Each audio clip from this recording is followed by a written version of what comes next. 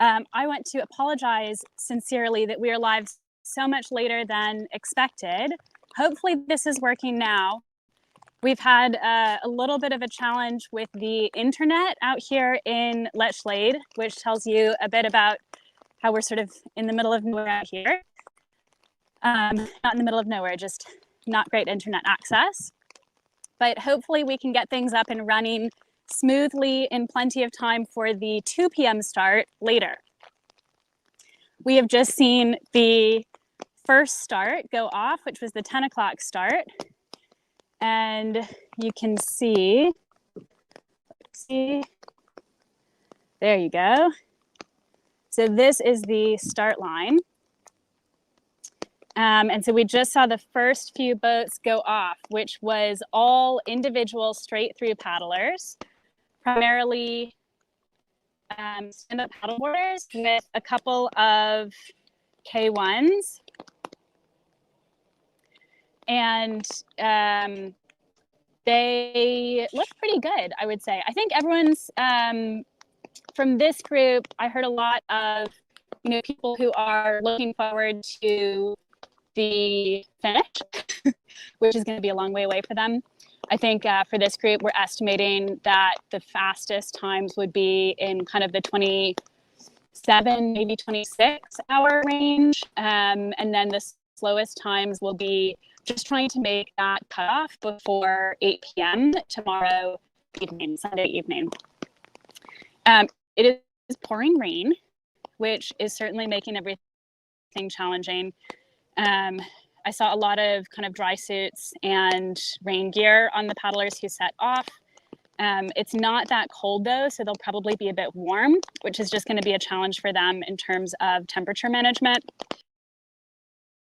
A few days ago, the forecast had a really nice tailwind here today. There's almost, and the news that we're seeing right now is recreation. I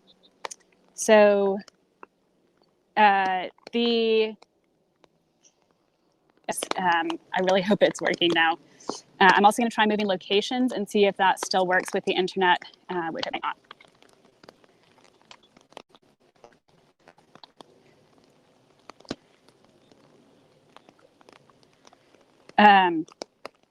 So the other updates for you from the first start, we actually had one paddler who started a bit late.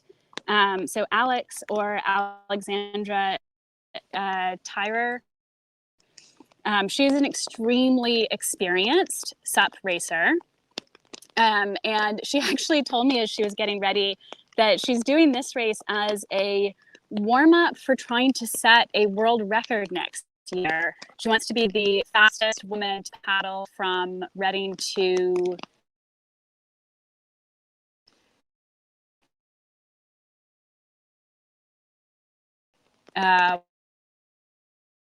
Walgrave, which is where she lives. So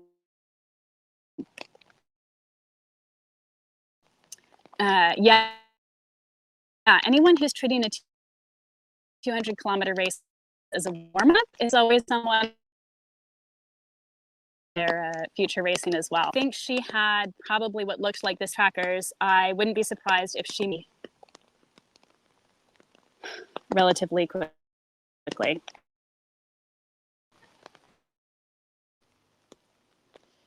We're still having some trouble with the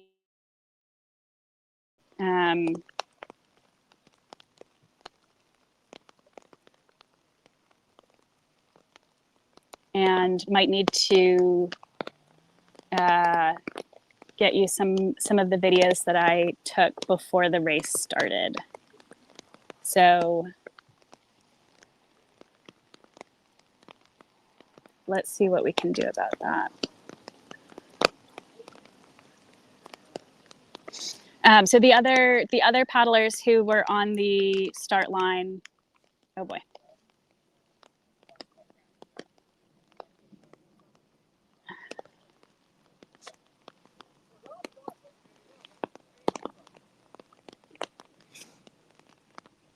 The other paddlers, let's see if maybe this works better if it's just the audio, who are on the start line. So yeah, Gavin Simons, had a chat with him. So he's done the SUP 11 cities before. So he's really experienced from that. And he's looking forward to today. And then Jan is another one of the stand-up paddleboarders. I think he hasn't done quite as many of the ultra distance races, but he's done a ton of just ultra adventure paddling going out on his own. So he was saying that one of those that he did was 100 miles. So I think he's going to be just fine with 200 kilometers. So yeah, lots of super long distance paddlers here. Not a ton of speed off the start, really, except for Alex, who I think was trying to catch up to the rest of the group. And then, of course, we had James and Kate Fletcher, who got started. And they were looking strong. So Kate's in a different boat than usual, but she looked very comfortable. And James is paddling prone. So he's looking to set a record. And he looked pretty comfortable heading off as well. He does wear pretty thick gloves, which hopefully helps keep his hands protected. But, you know, I know one of the things that he was concerned about is just how long and how challenging this is going to be, since it's more than double the longest distance that he has paddled prone straight through before. So that'll be a big challenge for them. So I think that we actually have that interview with James and Kate ready to go. So we'll see if we can play that for you, and then hopefully figure out a solution to the internet. Thank you so much, thanks everyone who's James tuned and in. Kate, for joining me today to talk about your plans for the Thames 200 Ultra Race, which is a brand new race in the UK that goes from the start of the Thames River all the way to the end before it becomes the tidal Thames. And it is 200 kilometers. You do it either as a relay or straight through. And both of you are planning to do it straight through. Is that right? Yeah. Awesome. And James, you have given yourself the extra challenge, I will say, of doing it prone. Yeah. So prone paddleboard. For those who don't know, it's you're either kneeling on your board or you're lying down, sort of front crawl or sort of fly motion with your hands. But it's pretty physical. It's quite demanding. So I'm not sure how it's going to go, but yeah, we'll give it a shot, see how it goes. Yeah. It's really exciting. How did you decide to do the Thames 200 Ultra and specifically to do it prone? Well, I'd seen that I think David Hayes had supped it, so he's the sort of record holder for sup. And I'd seen that he'd done it in two and a bit days, and I thought, it kind of sat with me a little bit when I saw it, and I thought, I wonder if prone's possible. That was probably a year and a half ago, and then I'd seen all the sort of subsequent kayak records, and then it changed hands a few times as well. So yeah, I thought this was a year to try and give it a go. And I've sort of had it in the back of my mind for a while, and I've done some plenty of other endurance challenges, nothing quite this long. So I guess it's just a natural sort of progression on from other things as well. So yeah, but looking forward to it. It's going to be pretty brutal, but going to be good fun, I think. I can't wait. I think it's really cool that you're doing it prone. It should be really neat. And that is, no one has actually done the full length of the Thames River prone yet, have they? Not that I know of. No. So you will be the I first think one to so. do it. Yeah, I think so. Yeah. Setting a new record.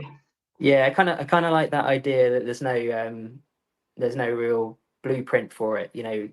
No one's done it before, so that's kind of quite attractive for me. I kind of like that there's a bit of unknown in it. I don't know whether I will or actually will or won't finish it, but we'll try my hardest to finish it, obviously. But yeah, that's kind of a draw that no one's done it before. So yeah. You have done some endurance challenges before, though, so this is not kind of 0 to 100. No. I've done. We've paddled together. We did the Great Glen Way, which we mentioned to you before. We did try and do it as a race, Yeah. but it got cancelled. Yeah, it was the COVID year, so it got cancelled. But we've done. So that was over 2 days though, so we didn't do it non-stop. So that's the 92-kilometer route across Scotland. We paddled it together in 2000. I paddled Loch Ness that year as well. So Not 2000, done it? 2020, sorry, 2020. I don't know, 2000. That's a long That's a time. long time ago. Yeah, It was only a few years of COVID, not 20. 2020, yeah. I was still at university, yeah. No, yeah, we paddled those in 2020. I did Loch Ness in 2020, so that was a record paddle as well. So I've done records before, but I've also done like open sea crossings. We do a couple of adventure races up here over the last few weeks.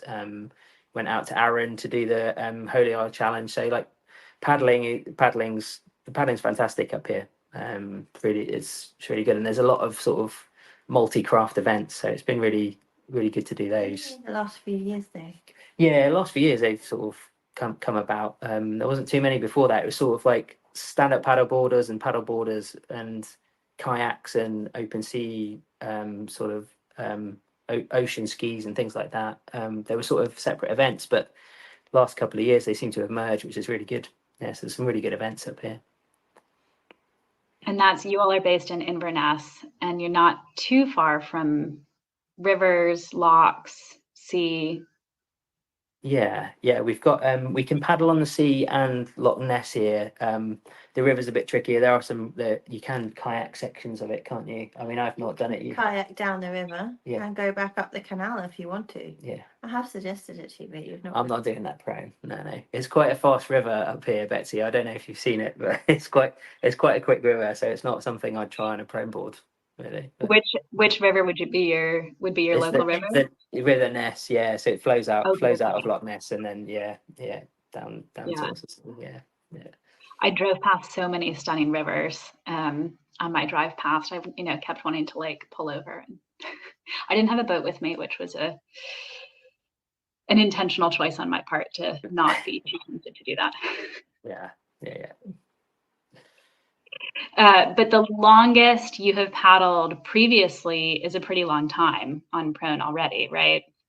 Yeah, the Great Glen Paddle, I think we did it in around 14 hours. So When was your Irish crossing? 6. Oh yeah, 6, yeah. So that, I mean, that's I guess the longest continuous one I've done is the 12-hour event down in Torquay, and so the sub 12 event. That's probably the longest continuous one I've done. Whereas the Great Glen Way was split into 2 sections, so it's 2 7-hour paddles roughly, so 14 hours. But yeah, longest one hit 12 hours. So this is the same again and more.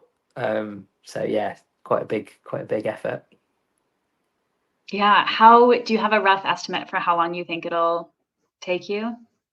I have some guesses. I think based on how sub 12 went. Sub 12 was 12 hours, and I did around 80 kilometers in those 12 hours, including rest and stuff. So 2.5 times that, I think 30 hours. I think that'd probably be a max, because it was very different paddling on the sea, and quite hard in the wind, the crosswind and the chop we had. So it's quite hard conditions, whereas this is river and flow. So I'm hoping it could, it gives us a bit more speed. So yeah, somewhere I'd say between 27 and 30 hours, hopefully. But that's a bit of an unknown in my mind. I've been sort of running through loads of different scenarios, and I don't really know, if I'm honest. But somewhere in that range, anyway, I'd hope for. Yeah. What do you reckon? I don't know. Also depends how you do on the actual day, doesn't it? How your body does and stuff like that. Yeah. We'll see. I think you have an idea of what time you'd like to do. Yeah, always. I whether it happens or not. We'll see. I'd like it to be somewhere in the 27s if we can get somewhere in there. But there's so many, like this sort of length of stuff. There's so many unknowns to it. How your body responds to paddling prone for that long. How you eat, if it's working. How you digest stuff. There's so many unknowns. So we'll just see. But I'm just going to stay on my board until I finished it, even if I'm floating. At least you'll float in the right direction on the Exactly. Thames, which is maybe not the case on the ocean. No, that's true. Yeah.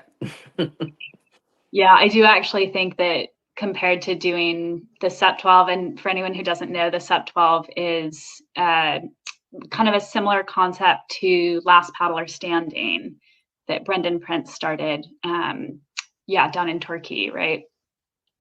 Yeah. So it's a lapped course as well. So it's a 3.5k lap in a bay in Turkey. And repeat laps. You go through a transition, get off your board, go through a transition, and go back out again. So exact same course, repeat. So I think I did 23, 24 laps, something like that. But yeah, it's a very different concept to this. I think like this one's similar in a way in that you're going to be getting out and portaging every. I think on average it's like 4 kilometers between the locks, and there's 44 of them. So it's similar in that sense. But it's got some long stretches as well. So the reason I wanted to do SUP 12 initially was to try and just test how it would go on a prone board. That was the main idea for me, and just see was it possible. And I did pay for it for a good week and a half afterwards. So I think it's going to be paying for it for a good couple of weeks after the Thames. But yeah, we'll see. I was going to say a week and a half recovery from something like that is honestly, I think it's not too bad. That was just for the stiffness to go. I mean, I felt pretty off for a few weeks after that as well. But yeah, it's good. Wow, that was a great accomplishment. And that was you were the first prone paddler to do the SUP 12, right?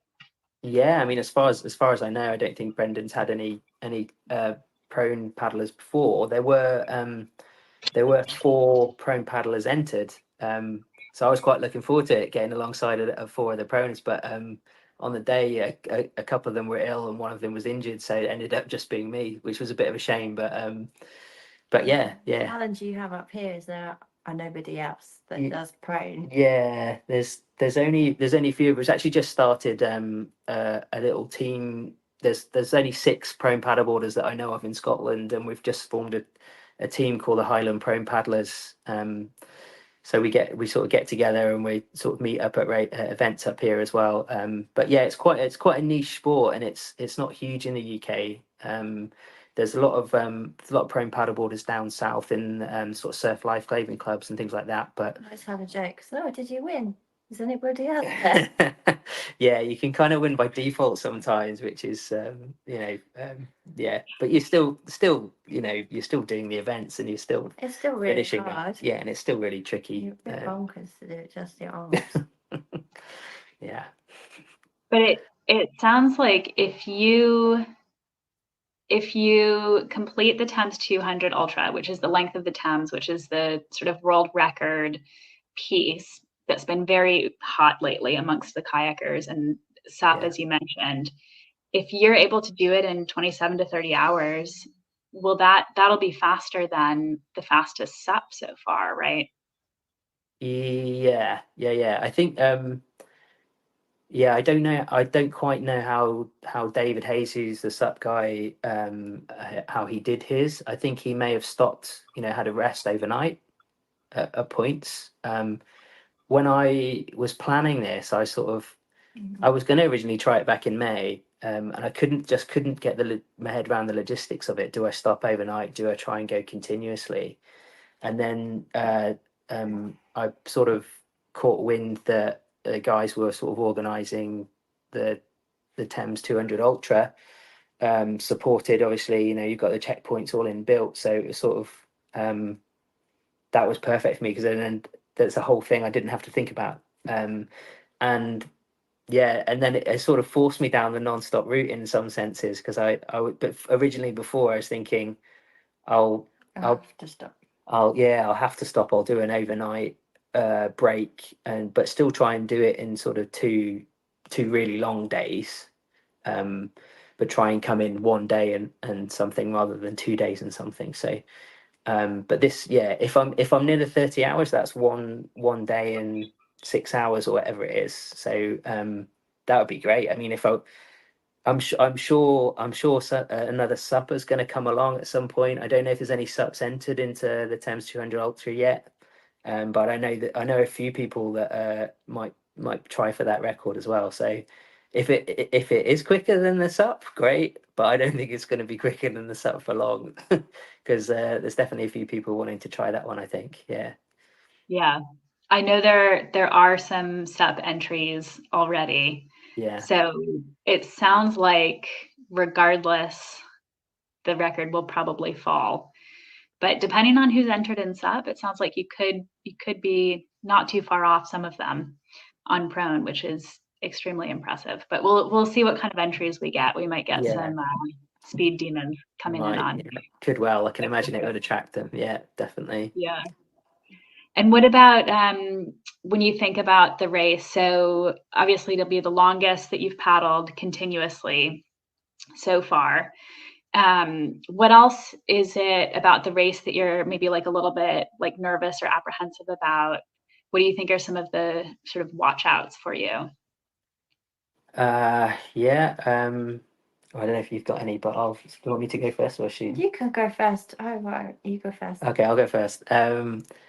Well, yeah, I mean, the distance is obviously the main one in terms of apprehension. I just don't know physically how my body will cope with 200 kilometers prone. I know I can keep going quite and put up with quite a lot of pain and discomfort and effort from previous paddles, but I just don't know. It's a total unknown. So that's one. The second is the overnight sleep deprivation thing, and how that might Doing impact. a night shift. Yeah, but I've never done a night shift in my life. I just feel drunk in the morning. Kate used to be a nurse. Oh, she is a nurse. Sorry, Betsy. So she's done overnight shifts in the past, but They're horrible, but yeah. you kind of get through it. yeah. So so I mean that's another one of my sort of concerns, I guess. I just don't know how the overnight will go. I'll be looking forward to the sunrise, that's for sure, and overnight. But those would be two main ones: the distance, the overnight, and the sleep deprivation. Yeah. How about you? What about the wall? The wall, You know. hitting the wall. Yeah. Well, yeah, I don't know when that'll come. We'll see. What about you? I don't know. You know, like when we did that long walk Yeah. in New Zealand, and there was just another birch tree, silver birch tree. It's going to be a bit like that. You mean the monotony of Yeah. like the winding river Yeah. bank? Yeah. But some of it is just farms and countryside. A lot of it's going to be farms and countryside. Yeah. There's going to be another farm, Yeah. another tree. Yeah. It's be a bit like that. Yeah. Yeah. Yeah. That's a good point. Yeah. Do you not know about that? No, not really. No, I haven't. That's the I mean, third it one, is, Betsy. That's the yeah. third one for the list. So yeah, Yeah. so that'll be one of the hardest when the wall does come, because you'll be like, oh. Well, you have to bring some good banter. Yeah, indeed. Yeah. Okay, that's good. It is a beautiful stretch of the river, but to be Exactly. fair, you will be doing a lot of it in the dark. Yeah. Some of the nice bits as well, I think, if I looked at the timings right. Yeah. Definitely. Yeah. So Kate, you're going to do it in K1, is that right? In a single kayak? In a single kayak, I have got a sea kayak. It's not a K1. I've been trying to find one because my boat is pretty heavy, but I haven't been able to find one so far because it's so far north. A lot of K1 kayak kayak and canoe clubs that do K1 are, well, the nearest ones would be like Glasgow or Edinburgh, and there's nothing up here that would do it. or I haven't been able to find one. And buying a brand new one at the moment is just not financially feasible. Yeah, it's a bit out of our budget. It's a bit out of our budget at the moment. Yeah. So I haven't been able to find one. So I've got a heavy plastic sea kayak, which I'm hoping that we've got a few leads that have sort of tried to find a boat that's a bit lighter, but it may end up just having to do it in that because that's what I've got. But yeah.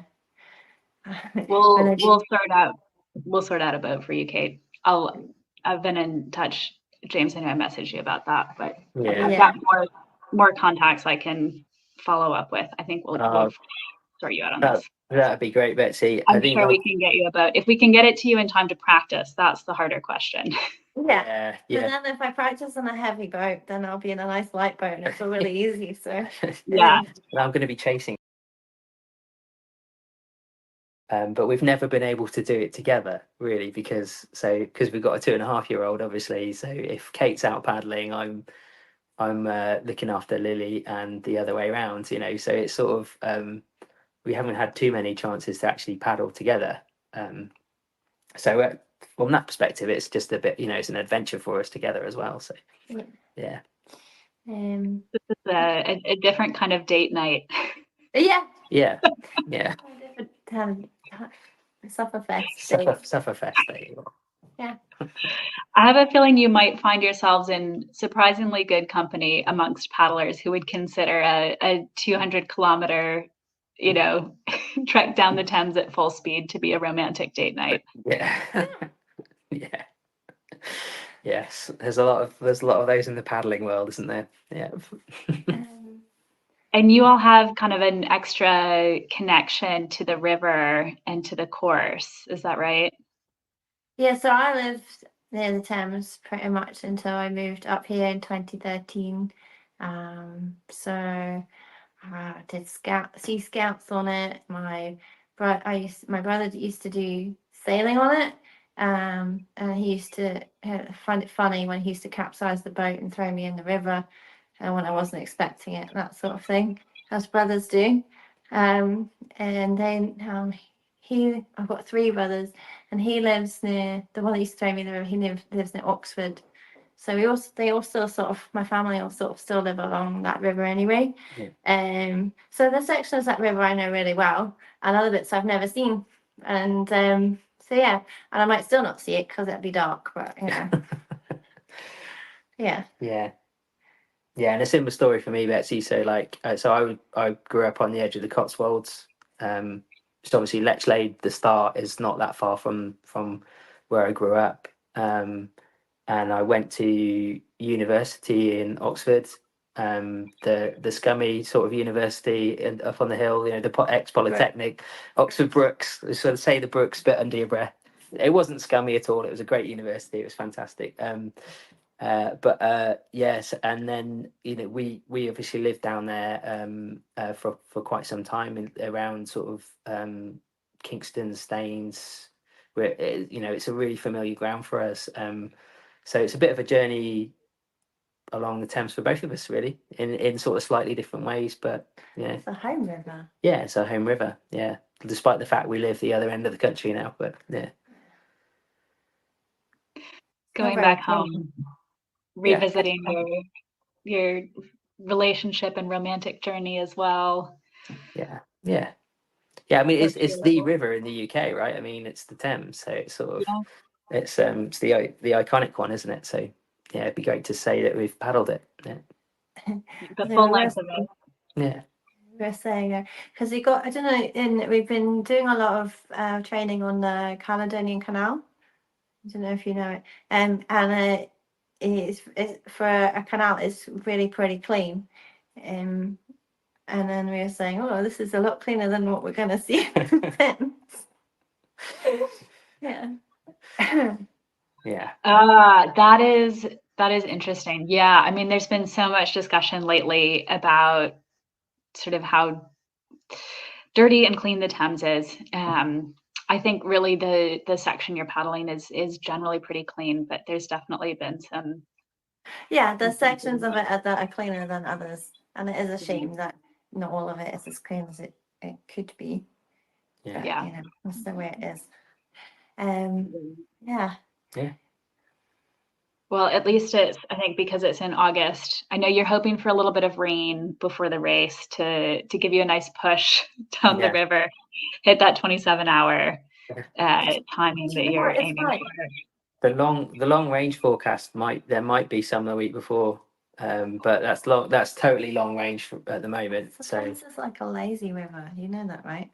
Yeah, but any push is a good push, you know. Yeah, that's true. Yeah. So we'll see. Yeah, we'll see. Fingers crossed, but it's gonna be brutal whatever the flow is. So it doesn't really matter. So yeah. And what about so you mentioned earlier, James, how there's 44 locks. How are you feeling about that with the prone board? Have you done some practice of portaging? Yeah, I did some this morning. Actually, done it a few times. But there's a lock at on the Cali Canal that goes between you and Loch Ness, basically. So I did a sort of tested a few portages. It's not too tricky with the prone board. The prone board I've got is pretty light. It's not too awkward to carry either, unless it's really windy. So yeah, not too worried about the portages. My side, it's a bit trickier with Kate's kayak on wheels, which is why we were sort of looking at trying to find some sort of K1 if we could. Just it makes that sort of stuff easier. It's a bit easier and lighter. But Kate's got some good wheels, and it's pretty slick to put together. So I mean, it's not really a problem, and it'd be nice to have a little rest while Kate's putting her wheels on. So yeah, so it's not. Yeah, I mean, we have practiced it obviously, and we do. But I'm not worried about it from a board perspective. But I'll be paddling with Kate, so we'll be sort of Yeah. take it a lock at a time, I think. Yeah. Because Nice. some are longer than others, aren't they? The portages, so some is only a few hundred yards or whatever, and some are really short, and some others are really long. So, but yeah, it'd be a bit kind of similar to when we did the Great. Great Glen, because there was a few portages on that. There was, yeah. Not as many. That's a Not good as point. many as the Thames, but yeah, there's a few portages on that. Yeah, I think actually all of the portages on the Thames are quite a bit shorter than the ones that you get on the Great Glen, though. The one before Loch Ness, I remember being painfully long. Yeah, the one that's really long. The lock stack in Fort Augustus, that's quite long, but because we split it in 2 days, we didn't have to do that one. We just shoved the boards on the car, and then we were back at the hotel. Then no time. The raining steps. Yeah, so we didn't have to do that one, luckily. But yeah, that's quite long if you're doing the painful watching the boats go through that. It's like, oh. Yeah. There's a flow on the river though. That'd be nice because like you've been doing headwinds into Loch Ness.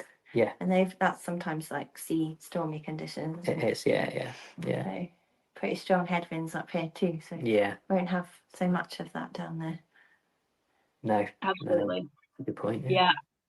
I think you're actually going to find it pretty calm compared to either the Loch Ness or the sea that you're used to.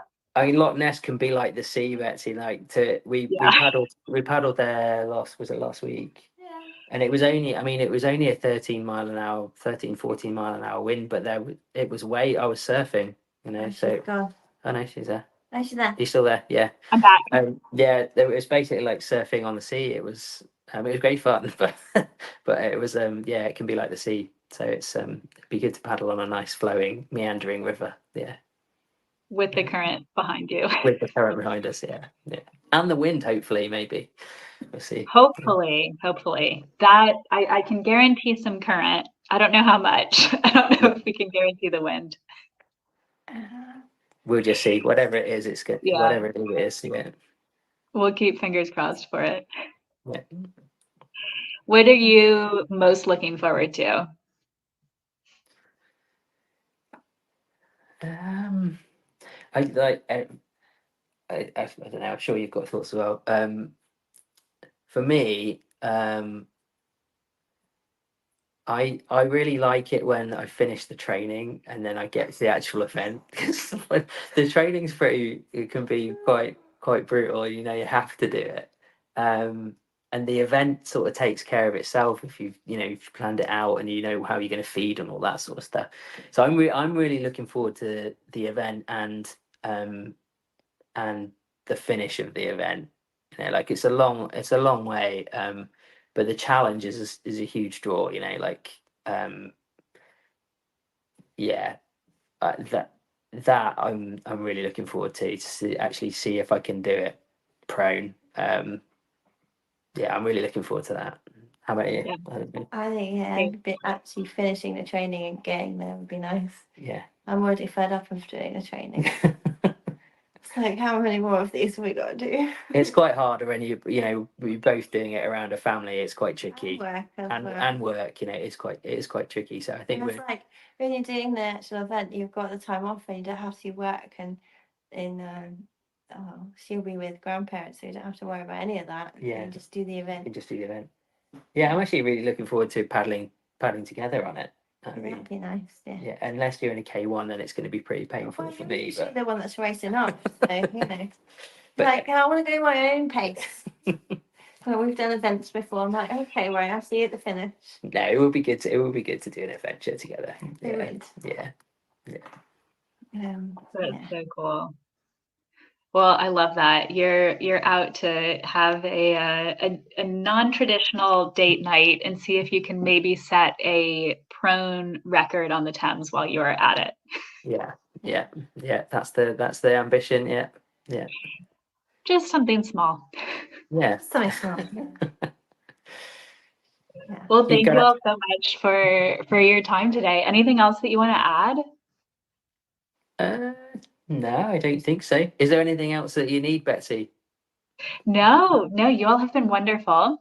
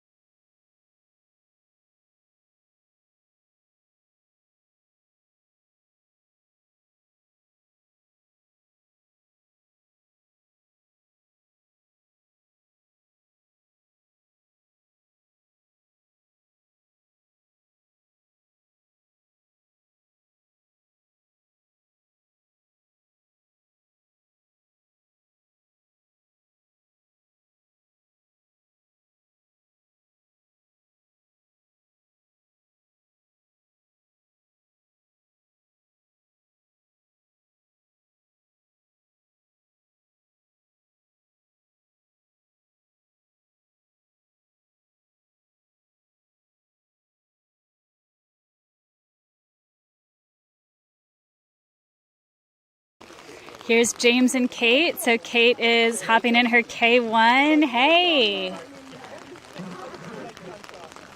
And Kate is accompanying James on his prone board, which is over here.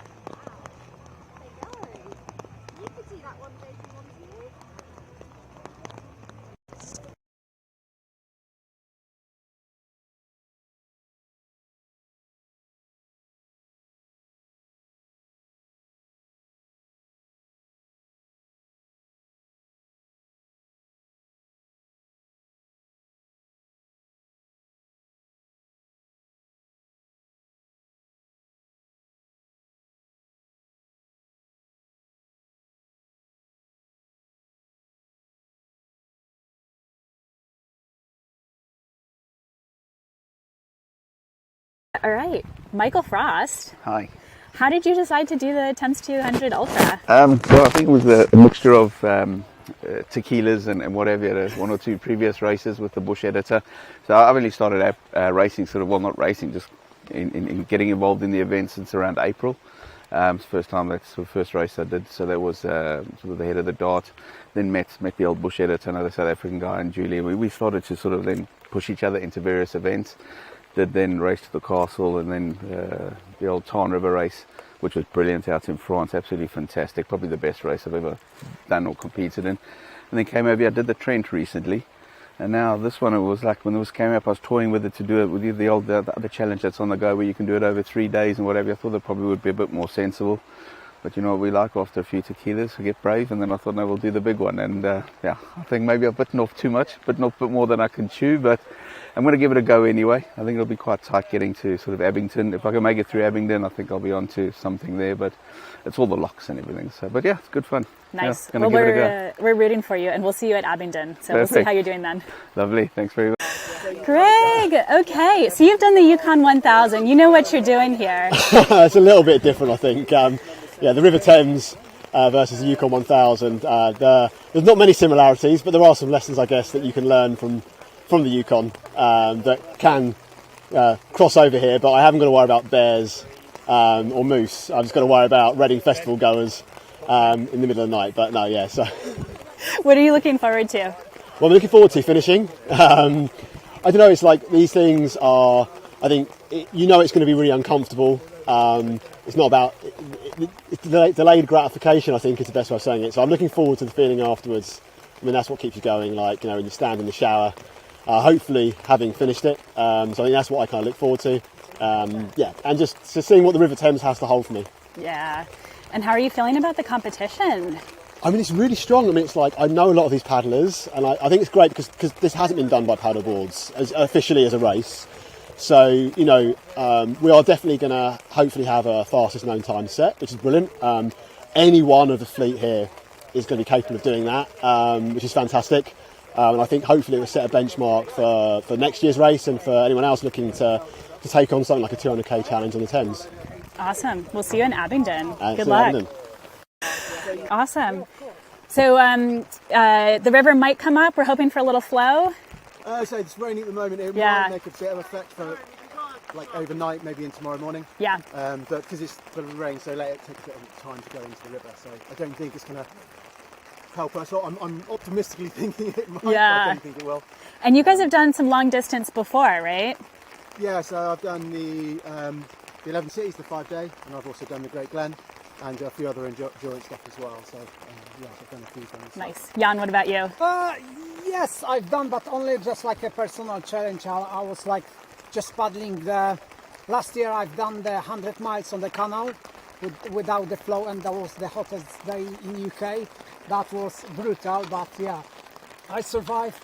Yeah, and it was the same, like paddling through the day, through the 9, and then half day next day. And 2 weeks ago I was paddling the same. It was like solo challenge. I didn't really much done racing. It just was like personal challenge. And I've done 2 weeks ago from Northampton. I was paddled from Northampton to the sea with 37 locks. So Wow. Yeah. Practice on the locks then. Yes. Yeah. Actually, I've paddled past locks, but like not this many non-stop. So it'd be quite interesting to sort of do a little bit of paddling, do a bit of walking, a little bit of paddling. Yes, walking, you know, the factor with the here is, you know, it's not much with the distance. I think it's much with the cut-off times and the locks. This will slowing down people, and yeah. So hopefully we can meet the cut-off points on the time, and yeah, should be alright. Nice. Good luck, guys. Thank you. Hello.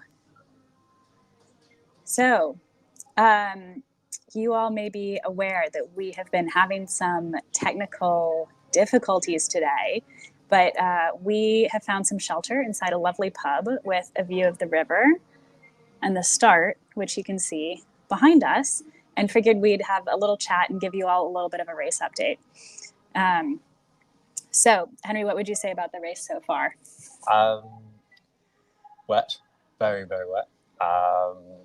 yeah, I mean, the conditions if you're paddling are fine because, well, you're going to get wet anyway. But getting changed, not getting drenched is always annoying. I think someone was very late to the SUP start. That was Alex. She was running behind, and I was trying to get an interview with her before she got on earlier. And I was watching the clock, and I was like, I gotta go. Were you the one that made her late? No, I was like standing there waiting to interview her, and she was just like packing the gels, like putting her GPS tracker on, and I just realized, I was like, that's not a... I mean, I was just putting my jumper on while it's cold and raining, and I couldn't get my hand through the sleeves, and I was just thinking, thank goodness I'm not having to put tags on and base layers and all the rest of it, and then do a 200-kilometer race. And, you know, like taping all of your gels and stuff to the boat. And the numbers wouldn't stick to the boats either. I think they've had to pin on the numbers. Someone had an umbrella, and they're like polishing the boat up so it is like warm and dry, and then slapping the number on as quickly as possible, and it's still not taking. So yeah, conditions are not ideal. Yep. But that said, the paddlers are making really good progress. And Alex, who we just mentioned, so I watched her start earlier. So she started about 5-6 minutes behind. And the first group at that start, so this is all straight through. So remember, the Thames 200 Ultra is either you can do it straight through or you can do it as a relay. The first start that's gone off is all straight through. And so when they took off earlier, I've got to say it was not the most like kind of punchy start, right? Like everyone was coming into that thinking, I've got 200 kilometers left to go. But I did see that Alex, when she started, had a bit of a punch, and she has already jumped into 6th place, which is pretty quick, and she's in striking distance of 4th. She's a super experienced stand-up paddleboard racer. And she told me earlier that this is actually a warm-up race for her for trying to set a world record, which she wants to do, I think she said next year, from Reading to the area where she lives. I'll have to double check. Oh, she is now in 4th. She just passed Jan and Emily.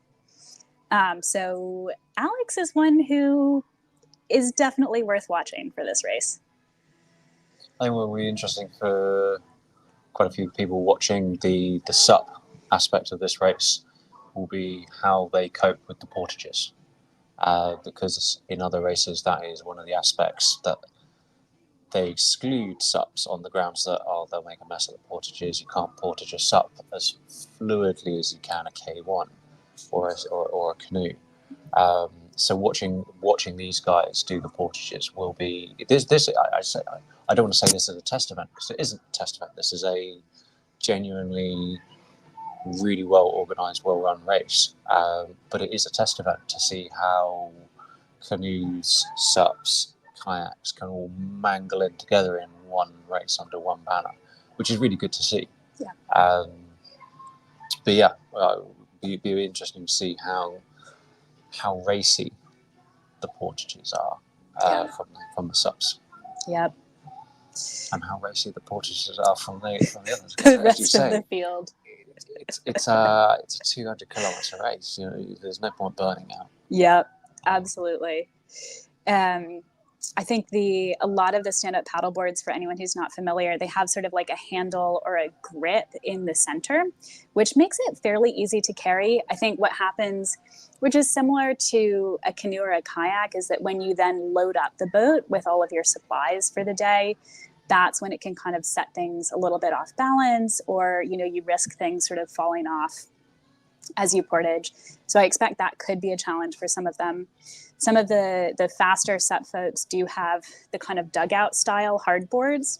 And so those look, I would say, between a canoe and an inflatable, they almost look more similar to a canoe than an inflatable SUP. I mean, my argument always has been and will be that a SUP is a flat canoe. Yeah. Yep. But what was interesting for me from a preparation perspective, I don't know if we see any of the photos on the rolling slideshow in between takes, but some of the SUPs, they are carrying all their equipment on the front. Yeah. The bottles, the lot. Whereas most kayakers will rely on a support crew to hand that to them as they go down. These guys are in it for the long haul, and they've got everything in front of them ready to go. So that's impressive. That's another level of unsupported race. It's definitely. And a lot of the reason that the paddlers are able to do this unsupported is because the Thames 200 Ultra has added support at the checkpoints. Now, again, this won't be the same as having a support crew chase you all the way down or meet you at all of those checkpoints, which only a few teams have. But there are going to be like tables with snacks and gels and things like that for the racers, which has really made the race a lot more accessible to people. Well, I remember with DW, a huge part of that race is your crew. How well drilled your crew is, how well your crew knows you. And so, changing that up a bit so that you can be a bit more independent. I think we've got one or two people going straight through.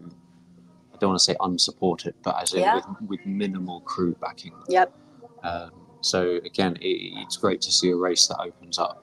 Yeah, definitely. Especially when you don't have 6 friends to follow you down. Yes. I know Tor, who's doing it in C1 at the 2 p.m. start, is fully unsupported. But, we'll give him some cheers as he goes down so he doesn't feel like zero support. But yeah, a number of paddlers doing that. Checking in on how the racers are doing so far. So I mentioned earlier that Alex has jumped up to 4th place despite starting 5-6 minutes behind everyone. The current lead overall right now is George Bosford, who's in a K1. So he entered the first start rather than the second because he's a little bit worried about finishing the whole thing. And the reason he wanted to do this race is he's done DW previously in K1, but of course with DW, the Devizes to Westminster race in K1, you can only do that with the K1 through the stages. So you're not permitted to do DW straight through in K1. With the Thames 200 Ultra, again, it's a little bit of a different beast. So you can do that straight through in K1. And so that's what George was really excited about. So he's making really good progress so far, which is great to see. And the rest of the K1s, I think there's 1 or 2 others who went in the first start. The rest will be off with the second start later on, and we should see some really quick K1s then. But so yeah, George is in the lead right now. And then when we look at the SUP class, so there's 2 really quick stand-up paddleboarders who are leading the pack right now, and that is Chris Davison. And I'm just double checking. Yeah, they're still next to each other. So it looks like they're probably wash hanging with each other. And the second, I'm just double checking. I think it's Gavin Simons. So Chris Davison and Gavin Simons. Both of those 2 guys are incredibly experienced stand-up paddleboard racers. They've done the 11 cities. So that's the race that goes through all of these teeny tiny villages. It's cities is the name, but it's actually villages in the Netherlands. I believe it used to be an ice skating race. That's correct. The one. Yeah. So the original concept was ice skating. I don't think they've been able to run the ice skating in years. I think decades, just because of the warming. They haven't had like thick enough ice in that area. But yeah, it is a stand-up paddleboarding race. And you can either do that in stages or straight through. I think they go all week for that. It's several days. And so both Gavin and Chris have done the SUP 11 cities. I've actually got their results from that here. So those 2, I would say, are definitely like who I would pick as the favorites to win the SUP race. I would say, though, I wouldn't count out Alex or Alexandra. Again, we've seen her come from behind already. She's an incredibly experienced racer. She looked really quick. She was moving really well on her board, despite the late start. But then a fast start doesn't matter too much on these. It's true, but you've also got to look at like who's going to make it through the night the best. Yeah. So those two guys, they have done SUP 11 cities. It is also 200 kilometers, and I think they did that in about 30 hours. So Gavin finished the SUP 11 cities in 2011. Actually, he did the stages, not the full day. He finished in 31 hours and 4 minutes, and he was 9th in Masters Men and 20th overall. And then Chris Davison did the 11 cities straight through, and he finished in 31 hours and 20 minutes, and he finished 5th in his category. So if we're looking at kind of like the data, and they've done some other big races since then. So they've also done, I think that Chris has done a bit of dragon boating as well. And Gavin also did the paddle skedaddle in Norfolk this year, where he finished 6th. So these guys have definitely been around the distance racing scene. I think, data-wise, Chris Davison, probably the favorite based on his experience and success at the SUP 11 cities. But yeah, Alex could still come through, and Gavin's looking good. So one of the things on the start line that people were questioning and remarking on was there was one particular paddler that stood out because he didn't have a paddle. So can you talk us through that? Absolutely. Yeah. So if you've been following along with the Paddle Daily and SUP Racer articles, you might have read about James Fletcher. So he is attempting to do the Thames 200 Ultra on a prone board, which means he's only using his hands, no paddle, hand paddling the whole way. It's either kind of like this motion or this motion, very like swimming, either like on his belly, completely flat out, or kneeling. And yeah, we were on the start line recording and taking a few shot photos, and obviously a lot of the supporters on the start line were friends and relatives of kayakers and suppers, and they were just like, "That guy's what's going on? Doing it, no paddle."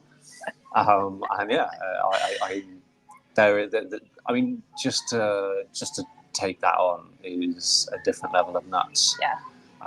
But I think for me, also really incredible is his partner, who is following along in a K1, and I really just cannot get my head around not entering a race but still doing the distance, 200k.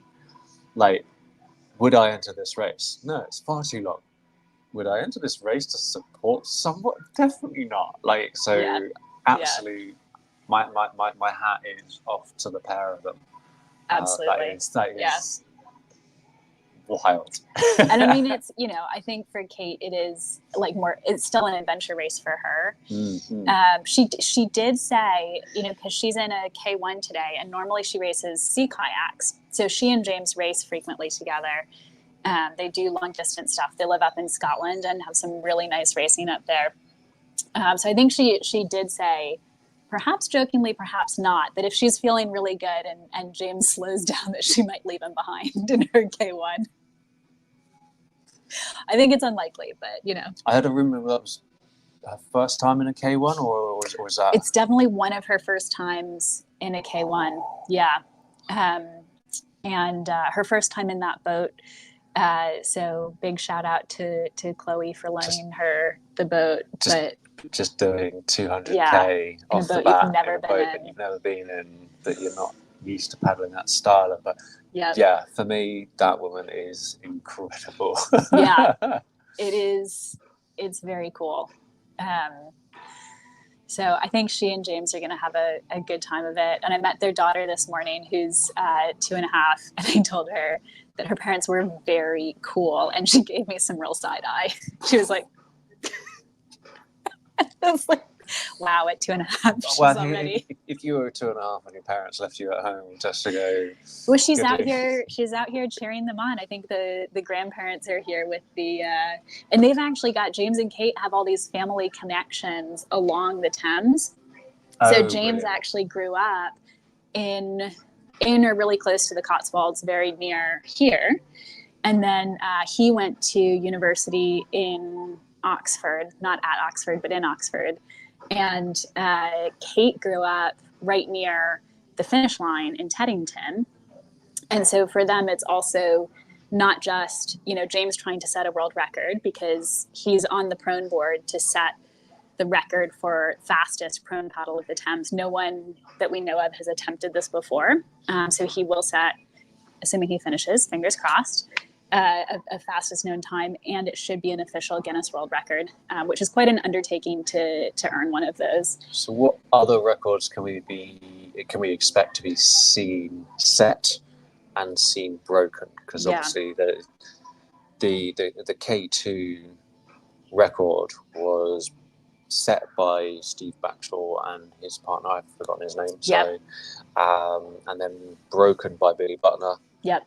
And I think Tom Dawson. Does that sound right? I've got these all up on paddledaily.com. So if you want to fact check us, get on that there. That record can be broken, but I don't think are there any crews out there that we can, or is even the flow fast enough to see that record break? It's a great question. So Billy and his partner, I think Tom Dawson, broke that record in April of this year.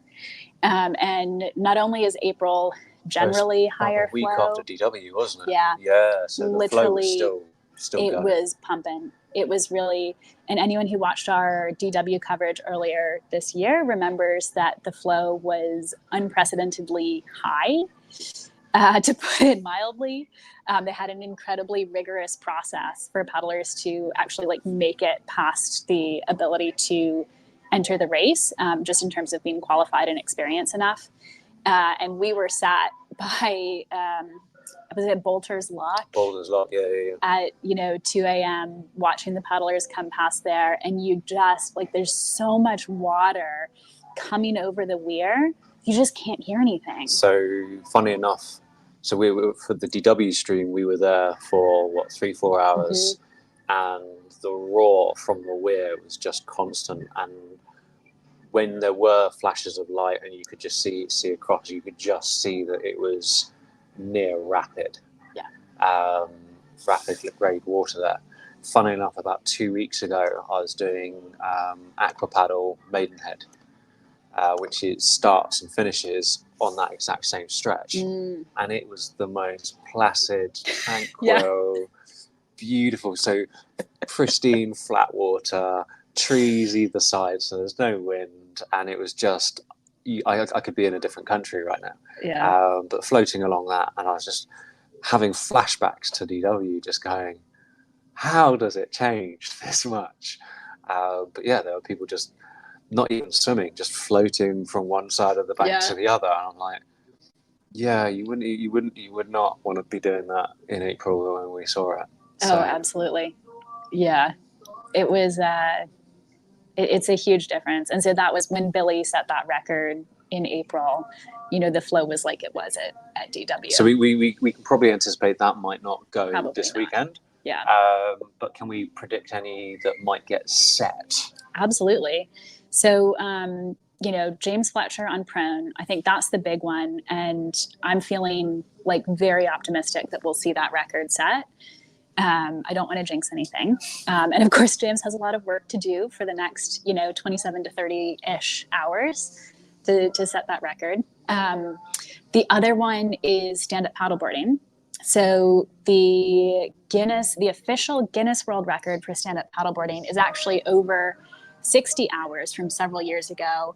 And then David Hayes, who's a sort of record-breaking adventure stand-up paddleboarder, broke that in late 2021, which I believe is technically unofficial, but he did cut that down to 50-something hours, which really, when we look at everyone who's out there today, feels incredibly long. I mean, it's almost double the sort of predicted times of the paddlers out there today. I think so. For me, that's something quite interesting there about official and unofficial records. Is the official records, as sanctified by the Guinness Book of Records, require so much admin paperwork and so on, proof, which is fine.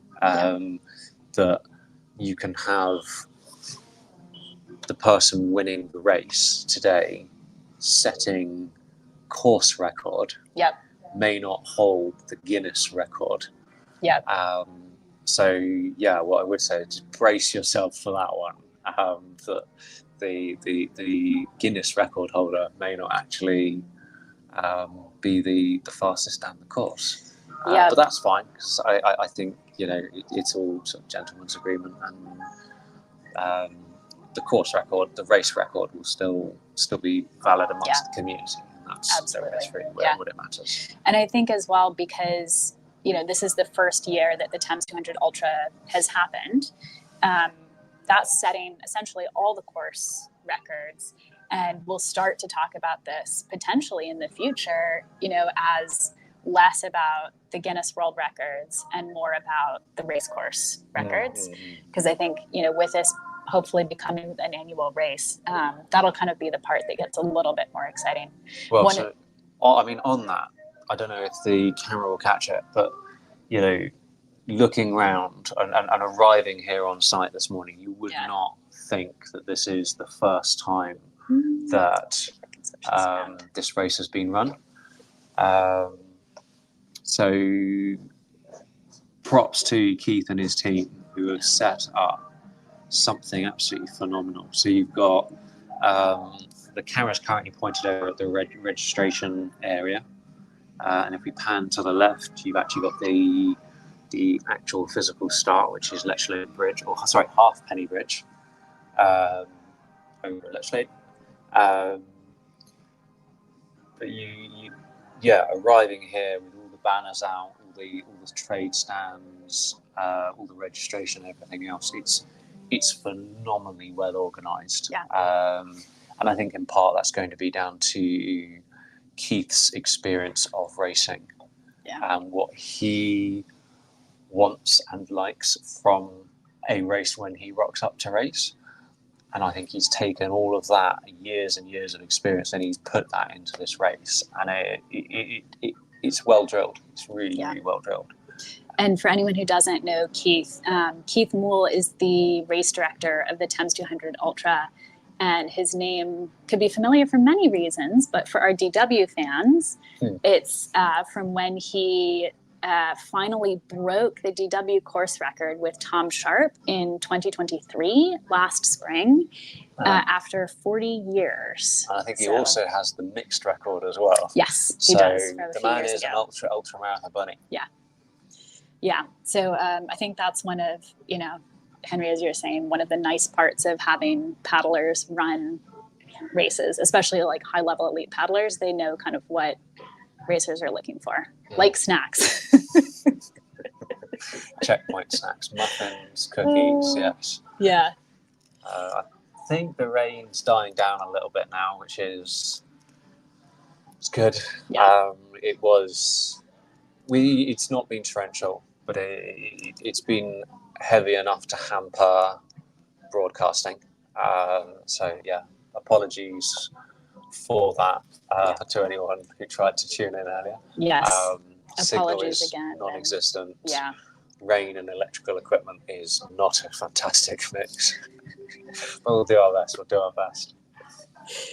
Yeah, we've got lots of umbrellas and towels, and we're going to see what we can do. I think we'll have a good view of the 2 p.m. start later. We've made some adjustments to our setup here, and I think we should be able to have a good view of that. And we're going to go and try and chat to some of the racers as they're arriving before then as well. The start list, by the way, the updated start list is on Thames200ultra.com. Are there any names on there that immediately jump out at you? Let's talk about who's racing later.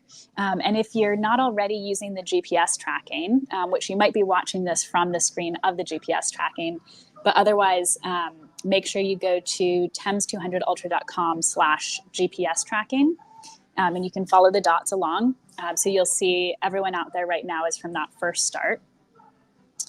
And then let's look at the start list. So the start list is available on the website as well, which is great. I think if you read the preview a few weeks back about the relay teams, which was really exciting, we have had a few little changes in those relay teams who are going to be racing. And so I'm going to have to, substitutes. Yes, some new entries, some substitutes. So I'm going to have to, I think, slightly revise some of the predictions that I made several weeks ago. You didn't set them in stone, so it's yeah, fine. it changes. You reserve the right to change. From the start list of where it was at that point, that was I'll stand by those predictions. But since then, it's definitely changed a bit. So in the K1 category, yep. who have we got going off on the K1s? Yeah, so K1s for the 2 p.m. start, which is where we've got the fast K1s. There's 2 people who will definitely be after the win there, who are in contention for it. The first is Richard Buston, who has actually done, do you want to guess how many times he's done DW? Because I checked the stat. I mean, I won't be able to pull out a number, but I know it's a lot. A lot. Because he is, I don't think he'll mind me saying, a proper DW fanboy. Yes, yeah. Go on, what's his... Very much. So he's done 15 DWs. 15. And I think one of the runs that he did,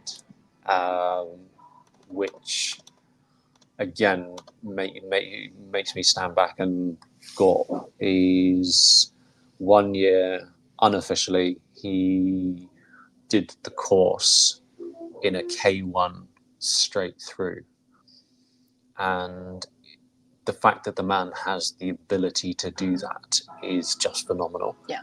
But that really means that for this race, 200k straight through K1, he's done that. We know he's got the ability to do that. Yep.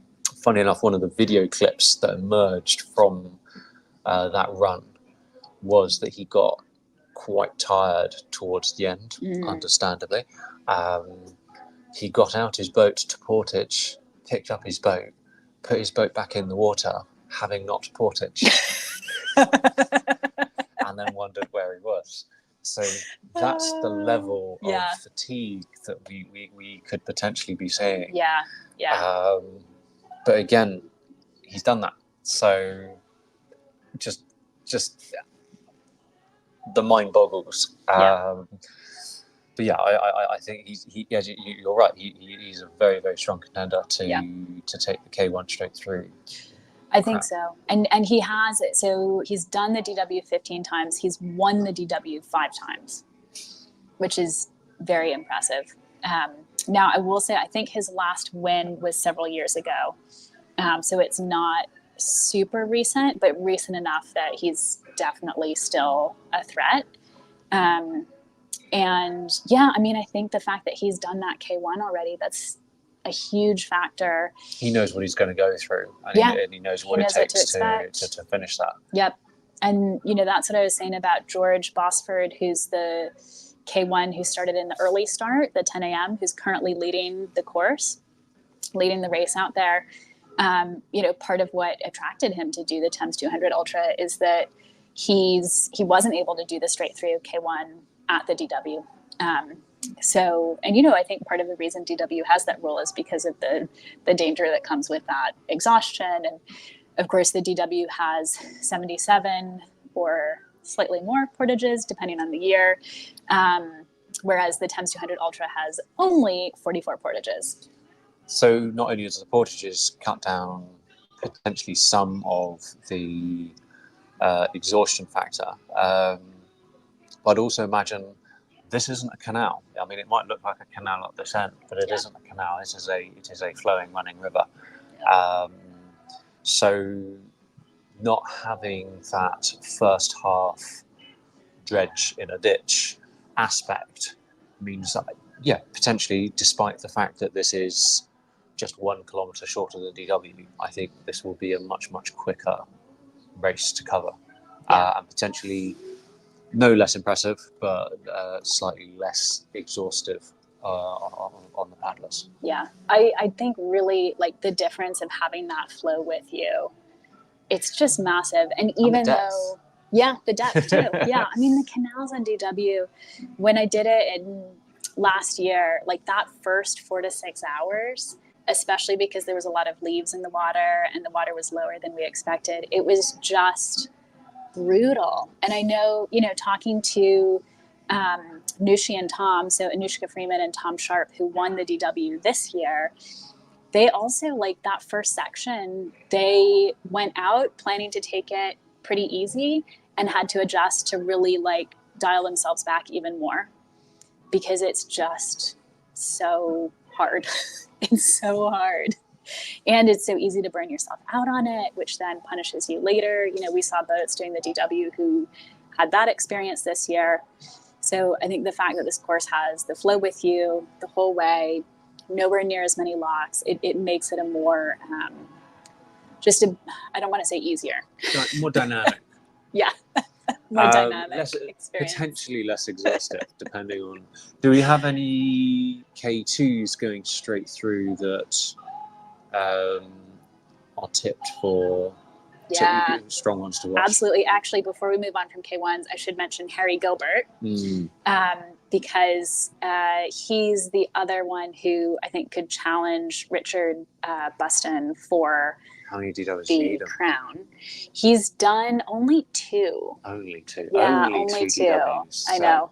Rookie. Yeah, but he has done it. I think it was 2016 and 2017 that Harry did DW, and he had pretty good finishes. I think like 5th and 7th, something along those lines. But that was several years ago, and I think he's been a little bit out of the racing scene. Yeah. I mean, so I used to paddle with Harry when he was based at Royal Canoe Club, and he was a strong paddler, very, very strong paddler. I don't think I'll be insulting him by saying this. He wasn't the fastest, but he could sustain that for quite a long time.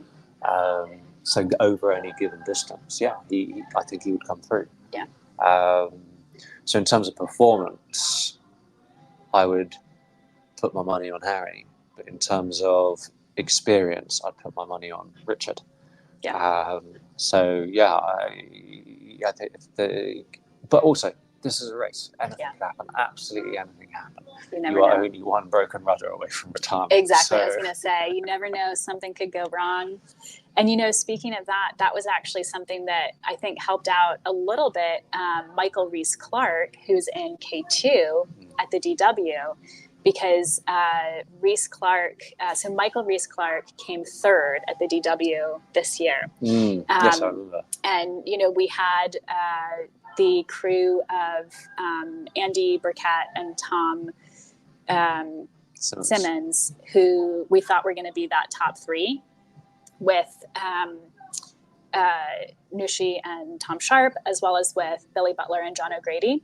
There'll be a lot of familiar names here for anyone following our DW. The crossover footage for ultra distance kayaking is small. It's pretty high.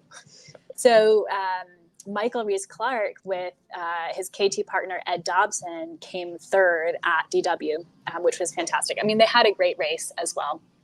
But I think because when we saw them really kind of take that was when Andy Burkett and Tom Simmons had to drop out of the race, which happened, I would say kind of like midway around, I want to say like 10 p.m. that night, which was tough. But it was great to see Michael Reese-Clark have such a great race at the DW. And so today he's teamed up with his sister, Samantha, or Sam Reese-Clark, in K2. Sam is a very impressive paddler. You've definitely got one or two accolades underneath the seat in that boat. Yeah, she has. Let me pull up the data here because it's really impressive. So she's been on the Team GB for a number of years, at least through 2022. I'm not sure if she's still on it. I think she might not be at the moment, but she has been to a ton commenting would get me in trouble. Okay, we'll leave you quiet on that one.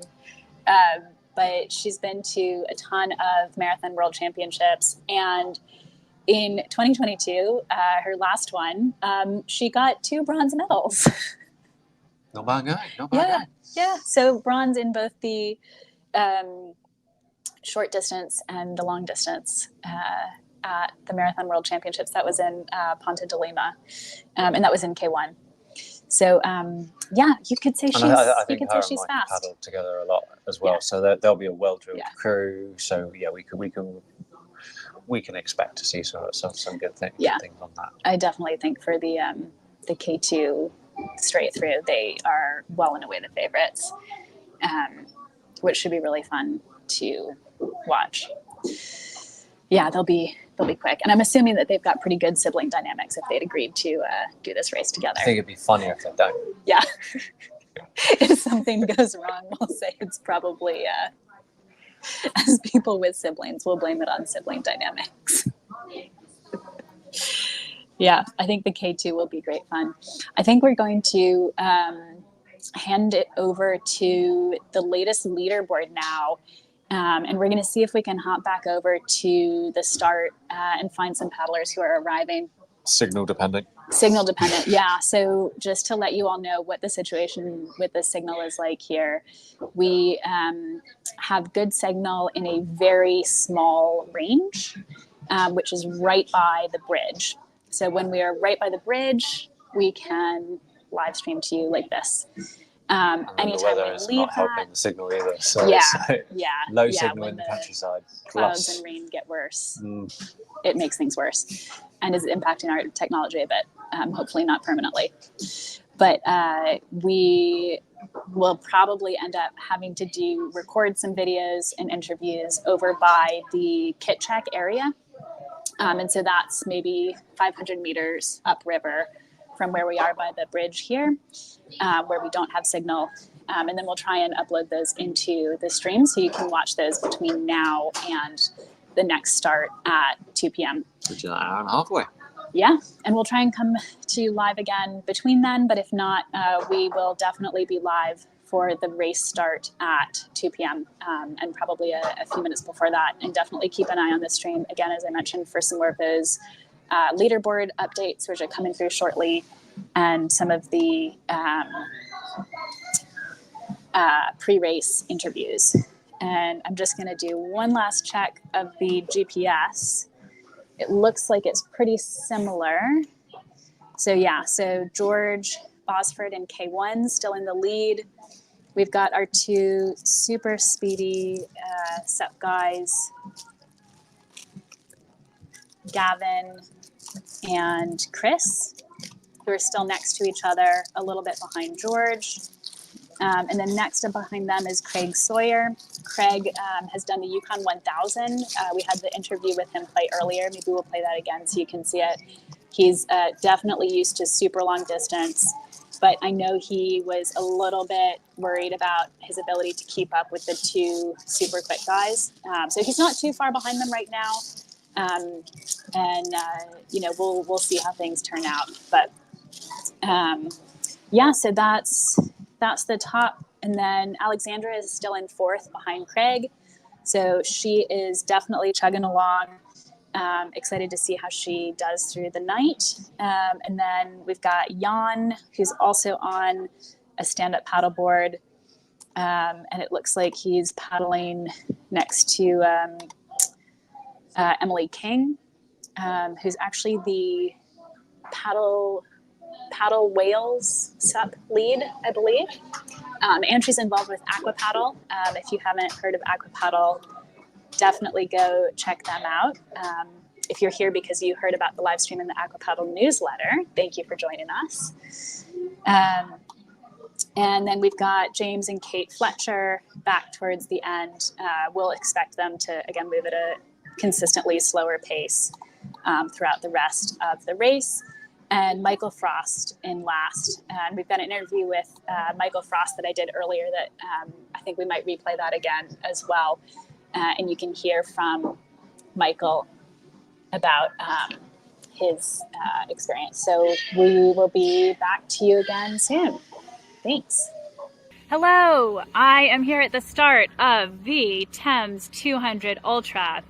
We saw the first start go off earlier at 10 a.m.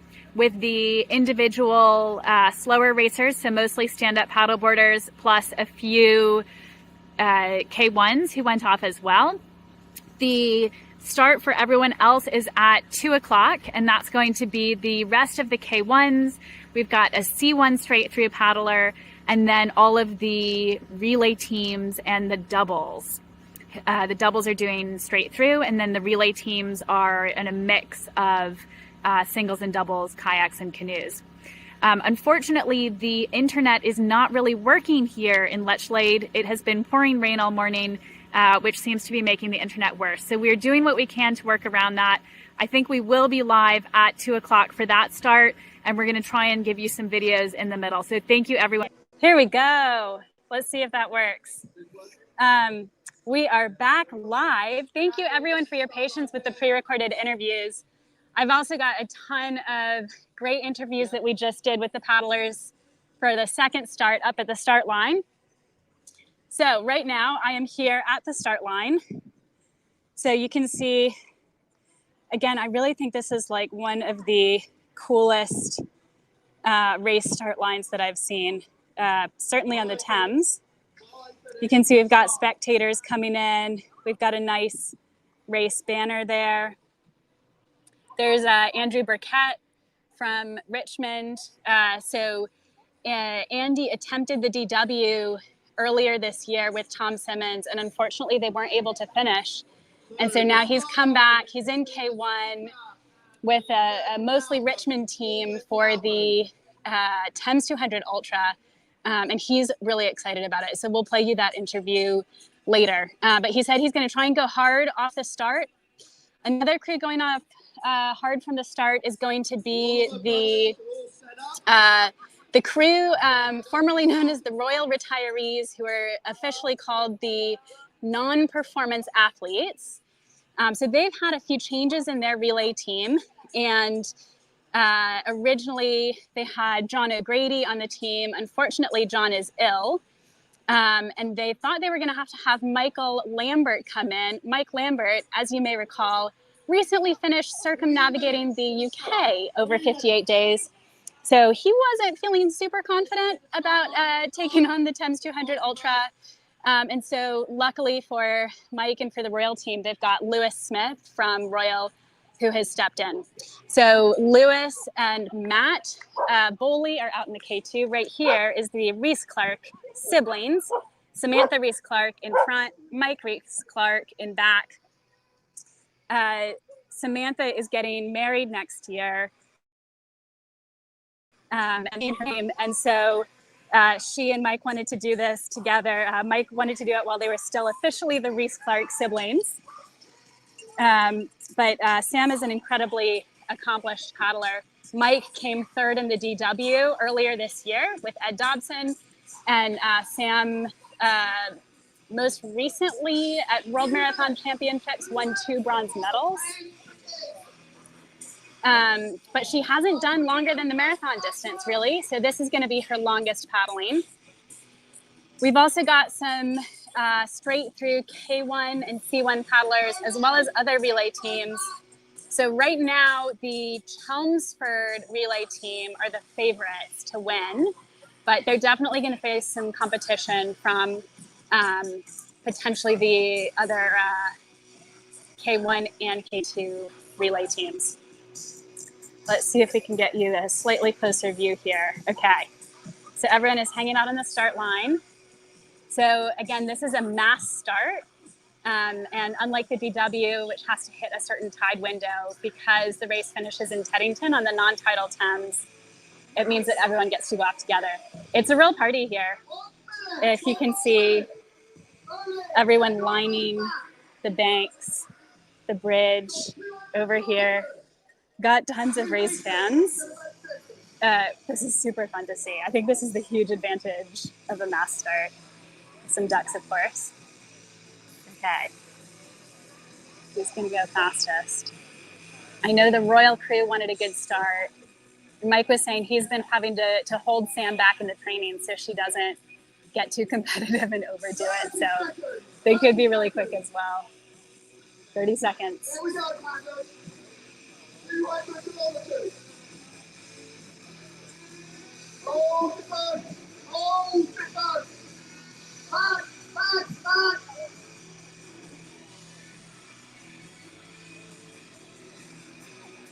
Ooh, pushing the line. Oh.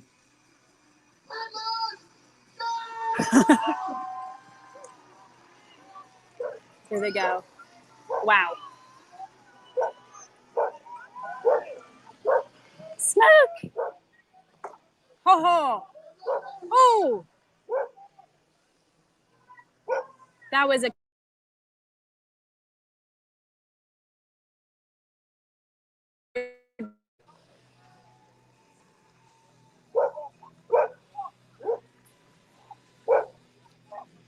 and then we've got the folks who are recognizing that this is a long race, who are taking it a little easy off the start.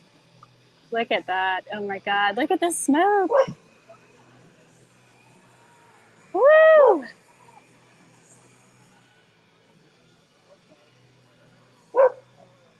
Pretty epic. Wow. That was very cool. That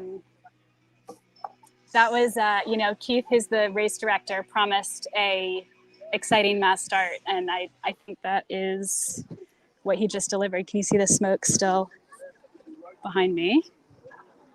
Look at that. That's so cool. That was awesome. They just went off really fast. That was incredibly quick. I knew they were going to go off fast, but that was very quick. It's so fun. One of the cool things about this race format is that it has the segments are only like 30 kilometers maximum, maybe 35, which is about the same distance as a marathon canoe race. So if you're doing, very high level K1 or K2 marathon racing, the legs, the relay legs, if you're doing the relay version of the Thames 200 Ultra, which some people are doing relay and others are doing straight through, if you're doing the relay legs, each leg is about the same distance as the marathon. And so there's definitely a lot of people here today who fall into that category of extremely high level elite paddlers, even if they might not be technically performance athletes, as the Royal Crew's name suggests, but who are really, really quick, but who wouldn't do the straight through, who aren't necessarily fit for it. There are definitely a few people. So the Reese Clark siblings, I spoke to them earlier, and they did. So Mike Reese Clark did the DW earlier this year when he came third, which was really impressive. That was a great result for him. But he said he hadn't really been training much since DW. It's one of those really big races that kind of does that to you where, a lot of people want to take a break afterwards.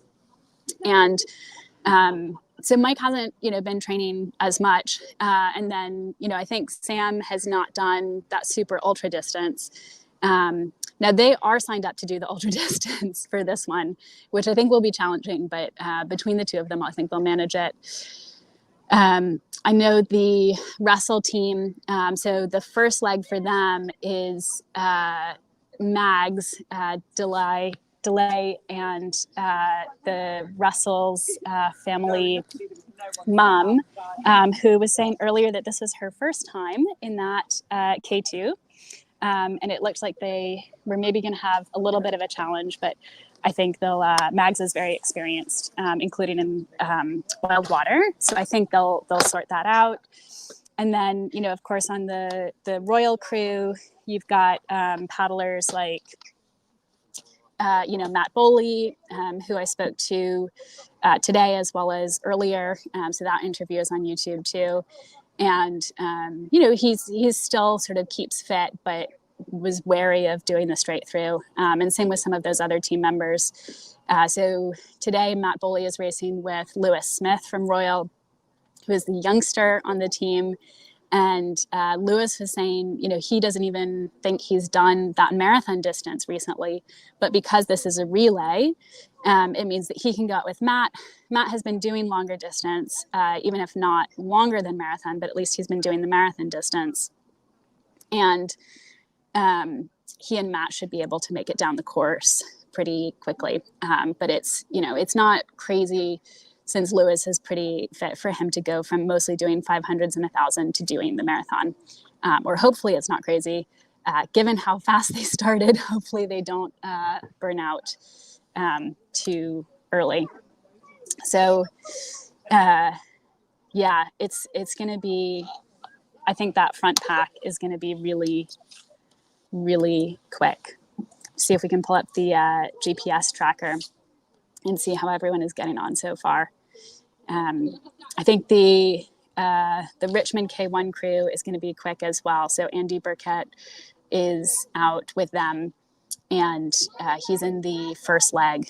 And I know he wanted to get off to a good start, and he was hoping to keep up with the K2s, including that Chelmsford K2 team, who is looking like they're probably the favorites to win. We've also got a leaderboard update for you from the 10 a.m. start. So maybe we can hop to that for a minute, and then we'll come back to the 2 p.m. start.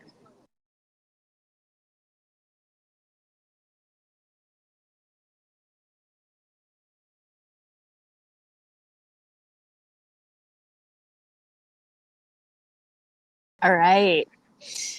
So that was an update from the 10 a.m. race start, what that leaderboard was looking like. So it looks like Chris Davison is in the lead, followed by Gavin Simmons, which is pretty similar to what we saw earlier today. It'll be smart for those two to stay relatively close together. And, we were talking about records earlier. So the fastest SUP paddler down the course today will set a fastest known time for SUP, which is going to be really exciting. It might not technically be an official record just because not everyone is kitted out to record that. And Guinness requires a pretty heavy burden of evidence to be able to prove that. They also have certain rules, like I think you're not allowed to wash hang, which would be something that I hope the guys who are not setting a record are out here taking full advantage of wash hanging, as well as just the mental improvements that come from doing a race like this with someone else next to you or near you. So yeah, they're getting along really well. It looks like they are largely between that 30 and 40 kilometer mark so far. And then George in K1, who George Botsford, he is still in the lead there overall, which is great. I think he'll be happy with that. He's mostly out here to finish the race. And then, Chris Davison and Gavin Simons. And then they're still followed by Craig Sawyer in third place, who looks like he's managed to not drop too far off their pace, which is great. Again, I think Craig would love to sort of hang in there in the mix. And then, if he's feeling good through the night, he'll probably try and make a move at some point to take the lead if he's up to it. And then Alexandra Tyre Lomas, Alex, she is still in fourth place. But again, not too far behind Craig. So again, like through the night, we'll kind of see how everyone's paces change. I think, especially because these are these racers are on stand-up paddle boards, and Chris and Gavin are hanging together at the front.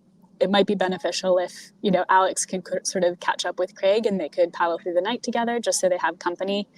But they're not quite at the same pace, so they might end up just sort of kind of running their own race.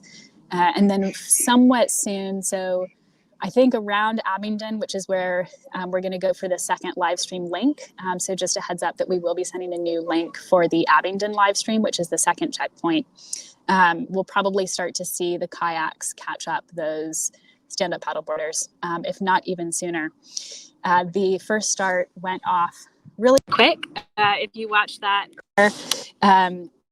and just checking on how they're progressing so far, it looks like about who we expected to be in the lead is in the lead early on. They're really just a few minutes in here. So I'm definitely expecting all of this to change over the next 15 plus hours. Some of these crews are expecting to go really quick. So Billy Butler's record, which was K2 straight through. So again, that's likely not going to get broken today. But that was, I think, 15 hours and 37 minutes. And so because we have these relay crews in particular, even with a lot less flow than there was when Billy set that record in April, we could still see times that come in faster than that, particularly for the K2 relay crews. So we'll have to see. We're also all kind of debating here how much the flow is going to come up from all the rain. So luckily for us as a film crew, the rain has stopped for the last hour or so. Thank goodness, just in time for the 2 p.m. start.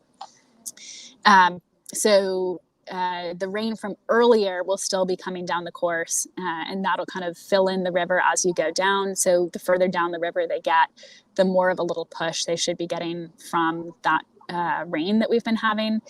It's also looking like it might pick up raining again fairly soon. So if we have more heavy rain between now and about 5:30, which is when it's sort of predicted for, that could be beneficial, again, bringing in some more flow as well, which could contribute to quick times. So we're not sure yet what time we're going to be on. So looking at the racers there now, we have boat 90 is in the lead, and they're all really close together, I should say. So in the lead, but not by that much. And it's also one of those things where the GPS won't perfectly reflect exactly their positions in the moment, and where it'll change pretty quickly. So 90 is the non-performance athletes boat from Royal. And we saw them put a lot of energy into that start. Sorry about that. Self-described non-performance athletes. And that's Matt Boley and Lewis Smith. Now, Lewis said earlier that he is mostly a 500 and thousands paddler. So this is going to be quite a challenge for him. He hasn't done this distance in a while. So it'll be really interesting to see how long they can hold this pace for, if they can hold it for the whole first leg and build in a lead, because they'll probably need that, I think, through the night as well. The other boats that are up there, about what we expected. So RCC and Friends, that's the Richmond Canoe Club team. It's all K1s, and the first leg is Andy Burkett. So he said he wanted to get off to a good start. He certainly did. He'll be up there trying to wash hang with the K2s for sure. And he and his crew definitely want to try and hang with the K2s as much as they can. The other ones, the Chelmsford Yellows, I think that's the Chelmsford Juniors boat.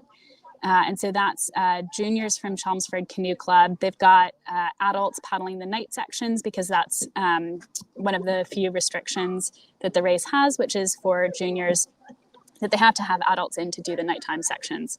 But it's juniors all for the daytime sections. And they looked like they got off to a pretty good start. I think it was that boat that looked like they ran into the bridge a little bit. It was hard to tell though. Exeter Canoe Club is up there as well, which is nice to see. So Exeter, I think they could be pretty quick if they can keep that pace up, which would be great. I'm sure they're also trying to wash hang with those other really quick K2s, and same for Tunbridge Canoe Club. Yeah, then we've got the other kind of K2s in the mix, the other relay teams, and the K1s. I did an interview earlier with a paddler who has said that this is, you might have noticed the red plastic kayak, the very wide red plastic kayak that went off the start. Very distinctive. We'll replay his interview shortly so you can check that out. But this is his first paddling race. It's Ethan. So he's done an ultra marathon running. I think he did that last year. And he's done some other like really long distance running challenges. And he said that he wanted to do, you know, a big physical challenge. He wants to do some kind of big physical challenge every year. But he saw the video that Steve Backshall, who's one of the supporters of this race, posted about it on Instagram. For any of the non-Brits, Steve Backshall is a very well-known BBC naturalist and presenter, and you know, in the short list of kayakers who are famous outside of kayaking, Steve Backshall is pretty high on that list. And Steve also set the record for the Guinness World Record for fastest doubles down the Thames last year before Billy broke it this year.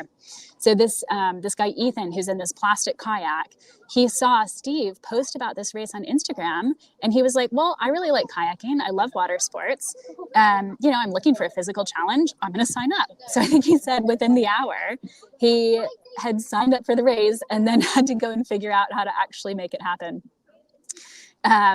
So yeah, he's really positive and optimistic. He knew that he was going to be surrounded by really quick boats. And he was definitely feeling intimidated about that. But when I chatted with him earlier, I think he was feeling pretty good. He's really excited to be out here. He thinks he's going to be able to make the cutoff times. And, you know, he loves a physical challenge like this. And it sounds like after today, he could be a convert to ultra paddle racing. Next time in a better boat, I think, which let's see how he does, but nothing wrong with the plastic fantastic. Yeah. We'll hope that he has a really good race, and then we'll, you know, have I think a bit of a community intervention and get him a nicer boat for the next ultra marathon. But we'll keep an eye on Ethan, really hoping that he has a great race, makes all of those cutoff times, and converts to paddle racing. Can't wait to see it. So tons of fun stuff to watch out here. And we will be providing some leaderboard updates as well. And we're going to also replay some of the interviews that I did earlier from the start line that were limited because of the internet. But I think we might try and see if we could go catch a view of the starting pack from the 2 p.m. start and see if we can get you all some updates there before we move to Abingdon, which is going to be a new live stream link that we will send out to you all shortly. It's actually already on the YouTube. So if you go to youtube.com/@paddlermedia, and then you select the live number 2, Thames 200 Ultra from Abingdon, that's the link that we're going to be on this evening. We are estimating about 6:30 p.m., but we'll try and provide some updates on that here and on social media, just so you know what time to expect us, because if the royal quote non-performance athletes keep up their current pace, we might have to get there faster. So yeah, thanks for tuning in, and we'll see you soon. Thanks, Betsy. We're just going to cut over quickly to some of the interviews that Betsy mentioned. Matt and Lewis from the Royal quote non-performance athletes team. Yeah. We've had a little bit of changes out lately. Yeah. What's the plan? So the plan, yeah, we know John and Grady unfortunately couldn't make it. He's been a bit ill, so we've subbed in Lewis Smith. He's going to be our new target. I think we're going to be an improved crew. We're going to go for very much a fast start. Add a little bit of you. Yeah, we're going to try and do as much damage as you can on the first leg. Then we're going to be finishing it off as well. Would you say anything to Yeah. add, Lewis? No. Feel like I've stepped into some big shoes, but hopefully I can fill them. Nice. And Lewis, you're just Yeah. saying you're not used to the ultra distance. No, I haven't done a marathon like over a year probably. So yeah, used to the 500s and thousands really. Okay, well, it's just a lot of those. Yeah, exactly, back to back. Yeah, so hopefully can finish it off. Matt, you feel like you got the right tactics? We have got the right tactics, yeah. I think we've got it sorted. We've done a lot of planning and preparation for this, so I hope it goes well. And we're looking forward to it. Nice, good luck. Matt and Lewis. Tor, you're doing this C1. Yep. You are the only C1 straight through racer. Yes. How are you feeling about the race? Good. Confident. I think I've done plenty of training, so I think I'll have no problem making the distance. I'm just trying to make it as comfortable as I possibly can, because it's such a long way, and I'm trying to minimize all the little discomforts that make these kind of things unpleasant. So I want to really enjoy it, at least until the morning, and then kind of hang on through to the finish. So I've got everything very carefully laid out, got all my stuff. I think the fact that they're having support points along the way is going to make a huge difference. It takes away a lot of the tricky logistics, and I can basically just pedal 3-4 hours, eat, repeat times 6, and that's I think going to make it pretty cool. Nice. And you have done some very long distance racing before. Yeah. Including the Yukon. Yes, yeah, I've done the Yukon twice in a 6-man canoe, and the first part of that is about 20-21 hours, so I'm kind of familiar with what it's like in a crew boat, but I've never done anything like this in a single. Farthest I've gone is like a stage of DW, so about 6.5-7 hours. Yeah. So this is going to be new. Yeah. Yep, I've done DW 4 times now and Yukon twice, the Dordogne once, so familiar with long distance paddling, just new format for me. And doing it in summer is going to be an interesting change as well. Yeah. I'm glad it's quite cool. Yeah, hopefully a good change. Yeah. Nice. Good luck. Cool. Thank you very much.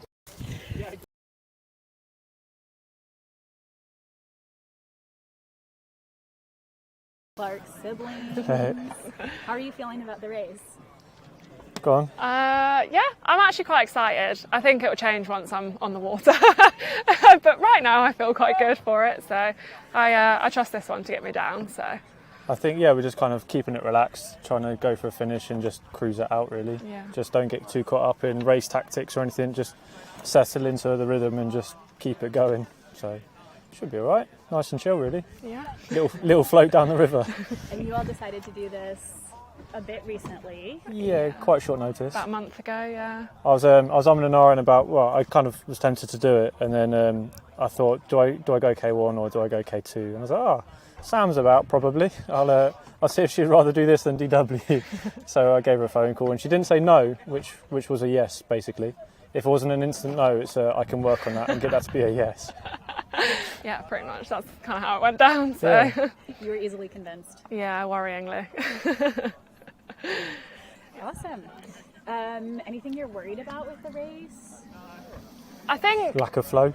yeah, a bit of flow would have been nice, but Yeah. I've never paddled this far, so I know he can do it. And yeah, so that's going to be a new kind of experience, but I'm sure it'll be fine.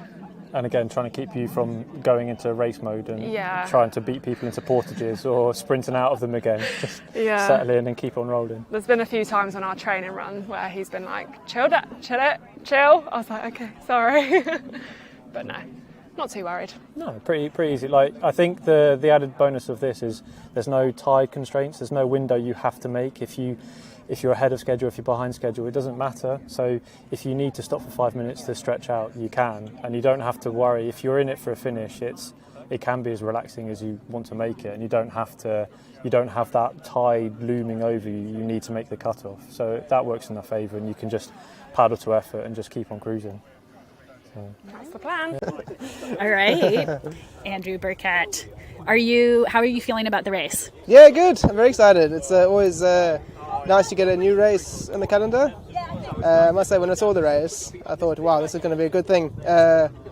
it'll be such a pleasant change to paddle this in like short sleeves and shorts and not have to worry about bloody kegs and all the rest of it. That's true. Yeah. Do you feel like you have something like in particular that you want to get out now after not being able to finish your full DW earlier this year? Yeah, absolutely. So, I mean, DW was a bit of a disappointment not to be able to finish the race. So, yeah, I mean, I'm just really keen to go out there, have a great time, have a good race, and yeah, hope for the best. What are you? So you're in leg 1 and leg 5. Yes, leg 1 and 5. So yeah, quite nice to kick things off. We've got some good paddlers after me. We've got Joe doing 2 and 6, and in the middle we've got Brett and George 3 and 4 respectively. And everyone's in K1s. Yeah, all K1s, all K1s. So yeah, we probably made it harder for ourselves than we need to. I think most other teams have either K2s or 6 people But yeah, we're doubling up on some of the legs. Yeah. So yeah, Nice. It'll be good. Are you excited for the mass start? Yeah, that's going to be quite different to DW. I think, yeah, the leg 1 will probably be actually quite a lot of fun, paddling with a whole lot of other people. Feel more like an actual race than DW. You know, it's a lot of fun having people around. Helps pass the time. Yeah. Can I ask if you have any strategies for the mass start that you're willing to share? Yeah, well, I think we're just going to try certainly stay at the front, definitely not get dropped in the first leg, and then even if I can, the last, maybe the last or second last portage, try and build a bit of a gap. But after me, I think Joe's paddling. So I mean, if I do get dropped, he'll catch up again. He's pretty strong. But yeah, I think we really want to probably make a bit of a gap in the third leg, because at the end, Joe's going to have a fast K2 hunting him down. So we need to go into the last leg with a good, 5-10 minute gap at least. Yeah. So I think the end is going to be quite exciting. Who's your biggest competition right now? Who are you looking to? I think it's the Chelmsford group. Yep. So they starting with Pete. They got Will Stroud after that, and then James Wilkinson, and then I forget who's after that. But I think they'll be pretty good. And Nice. Of course the Russells. I don't know. When James starts, he's just going to come charging through us like a train. But hopefully we can build a bit of a gap when his rest of his family's paddling. Yeah. Yeah. Cool. Sounds good. Good luck. Yeah. Thank you very much. Ethan. Oh. Let's have everyone take a look at your boat. This is not the typical boat being used for Thames 200 Ultra. Nope. You're not like a super experienced ultra paddler. No, but you definitely have not. done some intense things before. Yeah, so last year I did my first ultra marathon running, and then I did like 6 marathons in 6 days for a charity. And then before then I did the PCT hiking trail in America from Mexico to Canada. Pacific Crest Pacific Trail. Crest Trail, yeah, that's the one. And just generally like through hiking and stuff like that. But I really love water sports. I love kayaking, I love paddleboarding, I love surfing. So for a while now I've been looking for a challenge on the water, and saw this one come up not too long ago, and I just thought, all right, I'll bite the bullet and I'll see how it goes. I've got a few other things planned in the future, so I thought this would be a nice controlled sort of example of what I need to improve on and how it goes in a festival like this. I knew when I was coming, I knew that I was going to be up against a lot of very streamlined, extremely light carbon fiber boats. I was really nervous about it actually, but now I'm here, I'm just like, well, let's just give it a shot and see how it goes. And I feel like I can finish, but we'll just see how my body holds up basically. Yeah. We'll just keep on going until we get to the end. Is this your first paddling race? Yes, definitely, yeah. That's amazing. Yeah. So hopefully everything goes well and you will be a convert after this, and we'll get you back for some more ultra paddling events. Yeah, I think I will be. Like, honestly, I'm already thinking that I'll probably do this again next year. See how this goes and then make some improvements maybe on next year. Yeah. And then, yeah, I think I will be a convert, definitely. Nice. I get hooked onto these things easily. Love to see it. And you found out about the Thames 200 Ultra online? Online, yeah, just when I was at my desk at work. And yeah, just through Instagram, just saw it, and within the hour I'd signed up. That's and amazing. Then after that I had to figure out all the logistics. Yeah. So yeah. And that was through Steve Backshall, who's one of the race supporters. Yeah. Cool. Definitely. So yeah, we'll see. Can't wait to see it. Good luck. Thank you. Sorry. Dom, you have a straight colour. I can see the videos working, which is great. So we're at the first checkpoint here, which is in Newbridge. And just behind me, you can see a couple of the relay teams who will be picking up from their starting crew here who are getting on the water for a warm-up. We just had Rebecca and Anya go off and do their warm-up. And maybe we'll catch them in a minute. There's a giant storm cloud, which you can see over the new bridge of Newbridge. So we were, thank you, Chloe. We were blessed with some really nice sunshine for the 2 p.m. start, which was awesome. I think we need an umbrella. I'm going to get Okay. caught. Thanks. Henry, you can turn off your microphone. Anyway, hopefully we get an umbrella any second now. It started raining again. So this has been pretty much the biggest challenge of the day, other than the internet. So sorry, we've just got our stream back up now. So as you are able to see on the video, we have just had a massive pour down of rain. It is very, very wet. So everyone is huddled underneath the available shelter, which is not a whole lot. This is particularly tricky for all of the relay racers who have just warmed up. Thanks, Chloe, for confirming. That's great. Who have just warmed up. And now they are, in many cases, soaking wet before starting their relay leg, which is not an ideal way to start your relay leg. So I think just, motivationally, this is going to be really tough for everyone. Here's a couple of racers preparing under the car boot. There are a couple who got caught out during their warm-up earlier as well, which looked like it was maybe making them a little bit cranky. They're also going to have to make sure that they empty their kayaks before getting on the water and canoes. So all the relay teams are using, I think almost all of them are using a new boat for this section. And that's part of the reason they're doing that is so that they can fully set up the boat to their specs without having to worry about doing something like, say, like a seat adjustment on the fly or anything like that. Oh, here they go. Okay, so that is Graham and Ben from the Royal team. I think that it looks like they might have the guys in sight. I don't know if I'm going to be able to get down there without. Okay. Oh man. Okay. You all can see from up here. Here they come. Here they come. That is a K1 followed by a K2. It is Matt Boley and Lewis Smith in the K2. I'm gonna have to double check who's in the K1, but I really like his hat. And I think that's the Chelmsford, CLM and Cornwall Chelmsford crew. So the guys have to come up into this area here that you can see, and then they have to switch off the GPS tracker. So that's what you're seeing them do right now.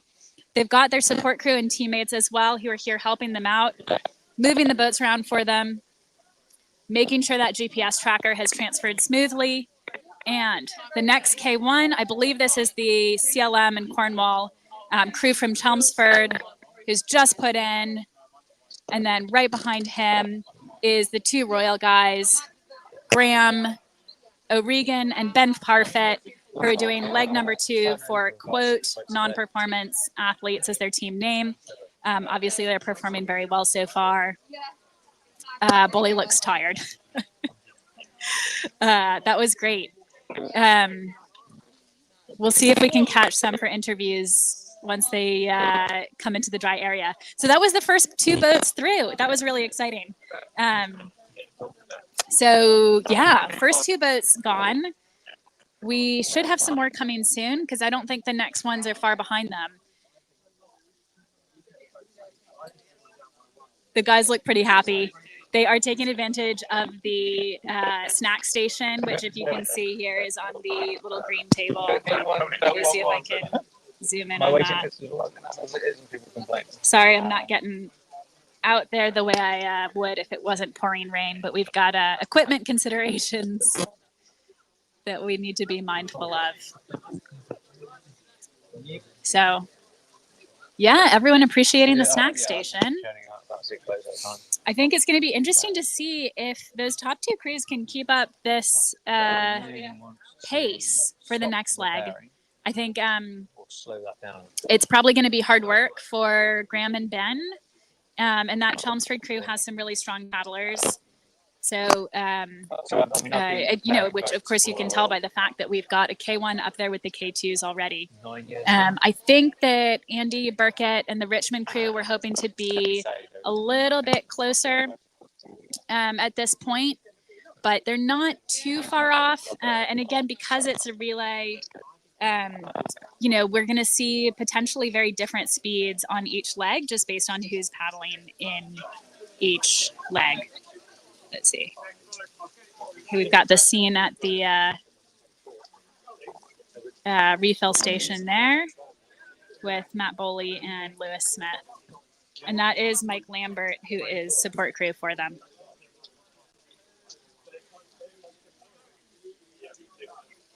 Over there waiting in the rain is, so the Richmond crew, which is team name RCC and Friends, should be coming in the next 2 or 3 minutes. And what you can see is that their team is waiting for them. So that was Andrew Burkett in the first leg, and Joe Peterson is going to do the second leg.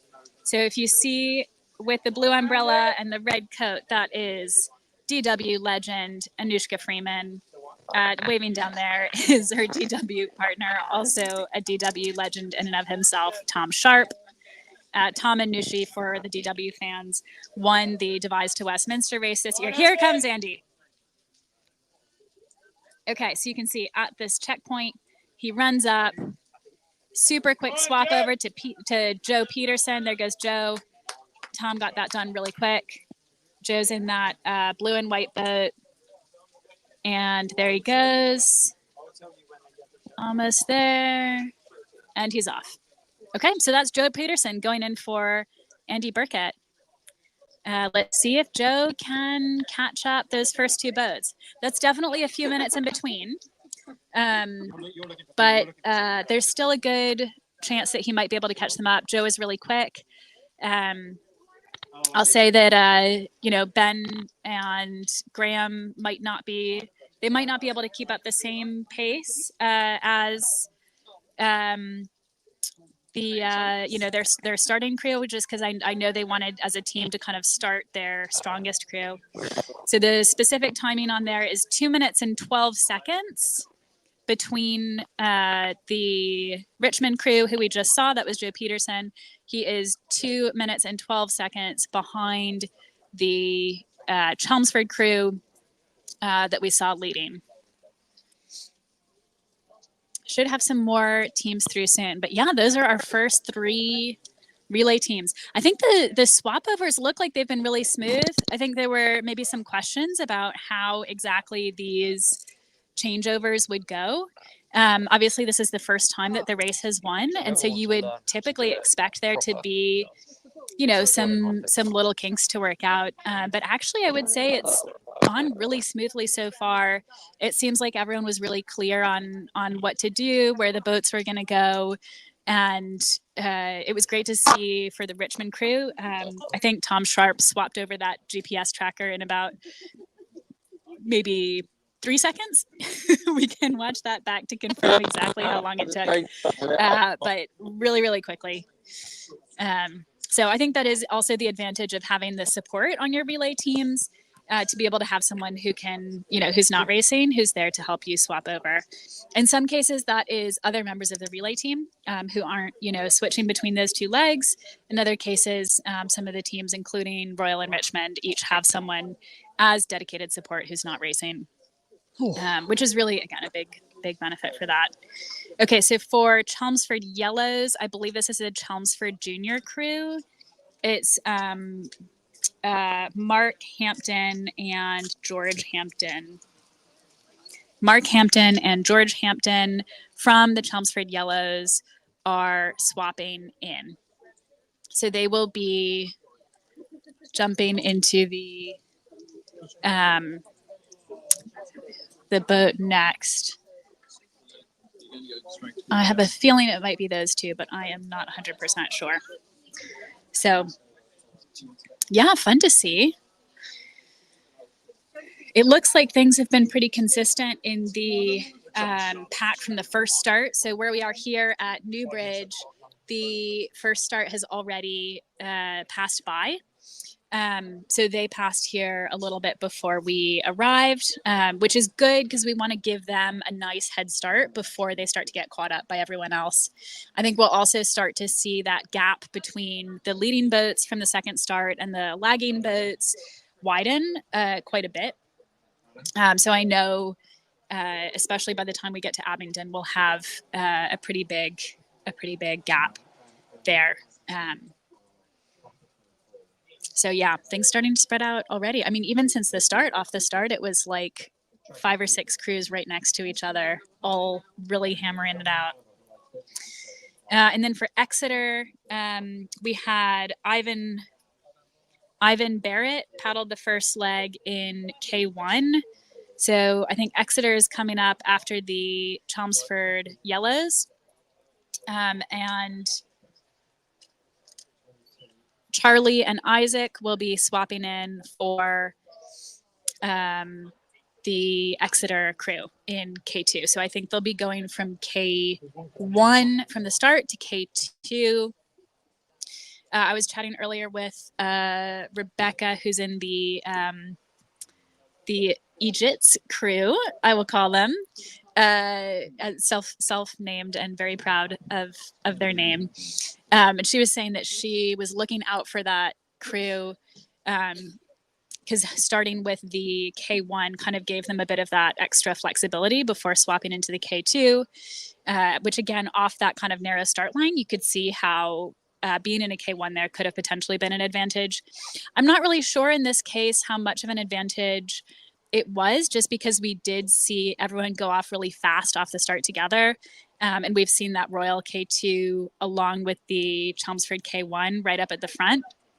So it seems like either K2 or K1 is a good choice for the start. I don't think anyone was really penalized for their boat choice there, at least that we've heard about so far.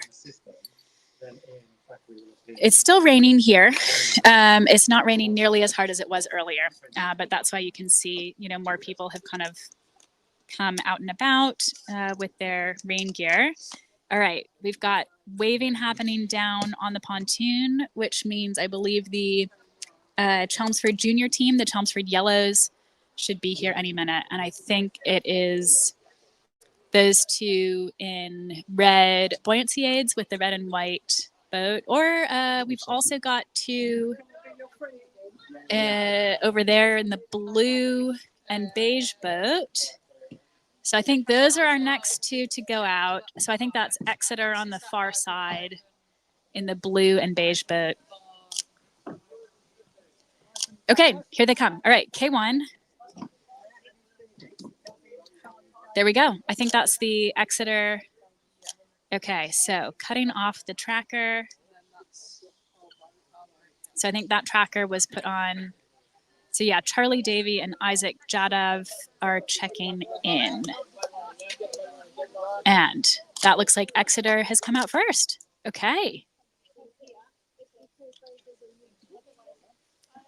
There we go. So Exeter, Charlie and Isaac. They are in the K2. It looks like they're putting their spray decks on, which is a smart move with this weather. It's a bit chilly as well. I think the racers probably aren't too cold because they're obviously keeping their body temperature up. There they go. Okay, the Exeter crew is off. And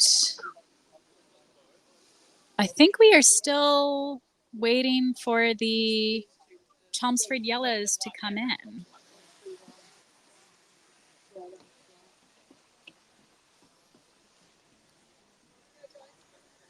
Now, I knew there was going to be a drone operator today. I didn't know how old they were going to be, but that's impressive. Clearly, I need to work on my drone skills. Okay, there they go. That is the Chelmsford Junior boats, the Chelmsford Yellows who've just gone in. So Mark Hampton and George Hampton. I believe that's correct. If I've gotten Chelmsford and Exeter backwards, you can let me know. But I think that is the Chelmsford junior crew. Very impressive from Chelmsford having both the senior crew and the junior crew here today. The junior crew, obviously this is a huge distance and a huge race for under 18s.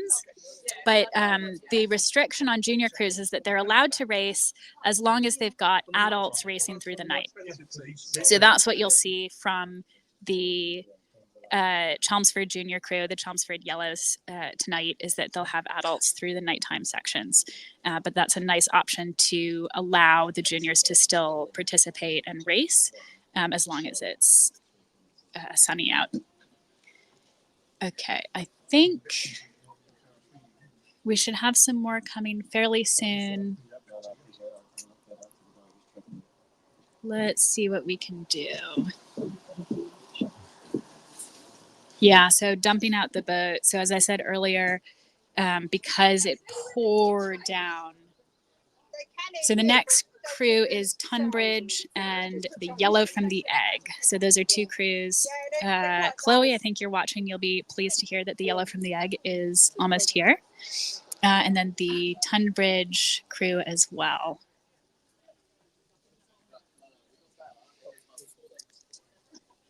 So it's Peter Ford and Dominic Ashford checking in for Tunbridge. Still raining a bit here. So it looks like it might be clearing up though. There we go. You can see through the clouds. We've actually got a little bit of, I think, blue sky. I think there's blue sky there. And then the Yellow from the Egg, we've got Frankie Scrivener and Camilla Sklenarova who are going to be checking in next for Team the Yellow from the Egg. And Yellow from the Egg in leg one had Annabelle Hutchinson paddling K1. So they'll also be another team going from K1 to K2. We'll see if we can kind of chat with some of these racers because I'm definitely curious how they feel like their craft choices for leg one have played out, if they were happy in the K1s and K2s that they chose, or if anyone would have rather switched to another boat. Umbrella? Car's locked. Okay.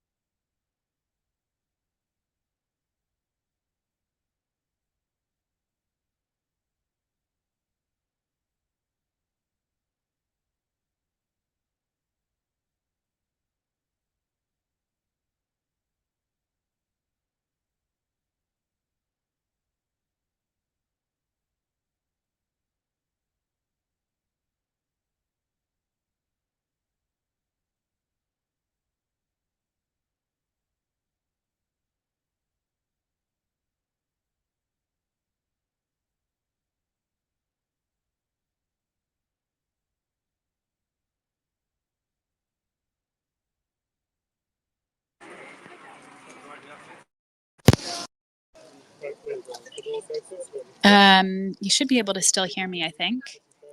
Okay, I think the rain might be clearing up. Great, okay. Let's see if we can get down and chat with some people. Excellent, okay. This is where we were sheltering. Outdoor center, very handy.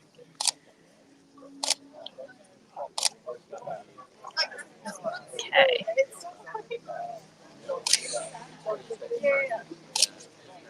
Okay.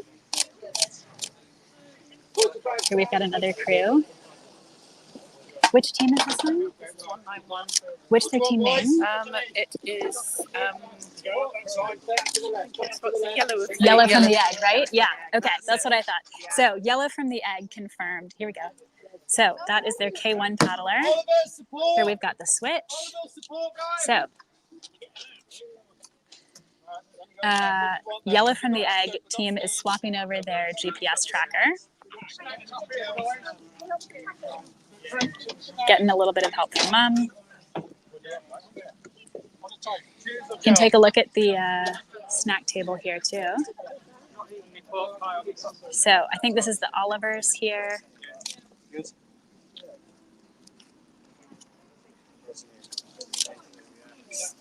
Those look like handy pouches, handy food pouches. There they go, making pretty good time. For everyone who's snack obsessed, you can see what made it onto the table here. Let's see if we can get down to the action. Okay, there we go. I believe this is the Olivers here, who are one of the straight through crews, and there they go. Back coming down. And that is yellow from the egg, bringing the K2 down. Just getting ready for her teammate with the tracker to hop in.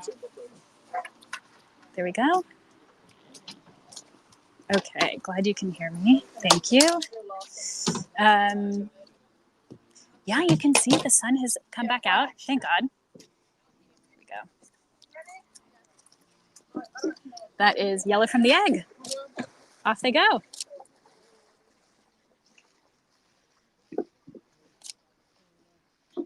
Nice, looking strong. So we could see them pick up some speed since they've gone from K1 to K2. So they might have a faster leg 2 than leg 1. You can see that blue sky did actually show up. And hopefully it sticks around. Yeah. Fingers crossed. There are some more rain clouds over there. Hopefully that's the ones we've already had. Yeah, so, hopefully, the wind's blowing that way. So that's the ones that just Wind's dropped on behind us. Yep. That looks nice and clear. So Yeah. here's hoping. We'll see if the racers accidentally catch up with the storm clouds. Hopefully they don't, because, yeah. Well, I think the Reece Clark team, they stopped in just to put kit on because it was they were cold and wet. Yeah. I don't think they were shivering, but they were sort of like, get these thermals on. Yeah. Let's give you all our faces again. So yeah, the potential GPS issues. Yeah, so it looks like Exeter and Olivers might not be totally accurate on the GPS, so something to keep in mind. But you all are seeing everyone pass through here. Henry was just saying the Reece Clarks put on a bunch of kit when they stopped because they were cold. Yeah, they looked a bit shivery. But yeah, I mean, we don't actually know what the conditions were like on that stretch. But it's quite unique, actually. If they're changing over, so they're relaying, they have to come in and go up. If they're not, they just need to come close enough to the pontoon that their number can be registered, and then they can carry on. So it's quite nice. Those that want to just plough on can just plough on. So the fact that they chose to stop break their rhythm, Yeah. To put on didn't kit. take on any food, tells me that actually the kit was quite important at that point. And it looked like those were pretty thick layers of kit too, so they were probably. I think they were just this standard Icon Exoflex, but I could be wrong. Yeah. But yeah, I think that's the busiest we're going to get at this point. So the field will thin now. Yeah, so we're not going to stay here too long because we're going to move on to Abingdon. But it does sound like the first of the K1s are coming in shortly. And from the GPS, it looks like Richard Hendren is just ahead of Harry Gilbert. That's the same two who we were talking about earlier, who we thought would be duking it out today. So about what we expect. Let's see if we can go find some of the racers, though. Maybe we can chat with Rebecca and Anya. So they are on the Team Egypts is maybe what I would call them. And then maybe if you ask Boley, we can get him next. Yeah, we'll see if we can get Matt Boley next. But I'm going to do a quick one with Team Egypts is what we're calling you. For something Egypts. Check the spelling if you're concerned about my language. Self-named team. Yes. Influenced by a certain Irish guy. Yes. He's on the water now. About to do it. Okay. It looks like 3 minutes. Yep. Yeah. So your teammates, and then they started in K2. K1. K1. Okay. Yeah, so we're just a team of 4. So K1 in the first section, then we'll do the second, they'll do the third, then we'll do the fourth, and then the 2 boys will do the fifth. We'll do the final section. Nice. They'll get all the glory. Yes. Yeah. Finish line. Yeah. That's the plan. Are you excited about your leg? One yes, one terrified. Wait till after in the dark. Excited about the whole thing. Yeah, the dark will be interesting. And because you all are staying up to support your teammates through the dark. Yeah, so we're all driving. Yeah. When we're not paddling, we're driving. And then you've got more legs to come. Yes. So this will be leg 2. Yeah, so this is our first leg, but it's leg 2 of the race. And you're also doing leg 4. 2, 4, and 6. Yeah. Yep. Good fun. Yeah. Nice. Keep saying that. And Rebecca, you That did. kind of distance. No. Okay. So Anya, this is your first time doing ultra. What's the longest you've paddled so far? Sounds really bad. 12 kilometers. Okay. No, 12 miles. 12 miles. Oh, yeah, 12 that's miles. a big difference, actually. Yeah, actually 12 miles, 12 kilometers. In our training, I'm sure we did at least 15 miles. Yeah, probably that is my Yeah. longest. Yeah. Okay. Well, this is about that, and then you just have to do it again later. And She's young and fit. yeah, So yeah. I'll be fine. She's dropped the I average think age of our team by quite a bit. Nice. Now below 50. Yeah, true. It's good to have a mix of ages, you know. Someone always has to be the baby. It's nice to support the old things, isn't it? I'm the guardian, actually. Yeah. The responsible one. Yeah, the same one. Nice. Okay, I'm gonna let you all go and do your switch over. Good luck. We'll see you in Abingdon. Yes. All right. Let me see if I can catch Matt Boley. Hello. Are you refueling, or can I catch you for a little interview? We can do a quick one. Yeah. I'm gonna put this over here so we can get slightly better audio quality. There we go. All right. Matt, how was your first leg? You guys smashed it.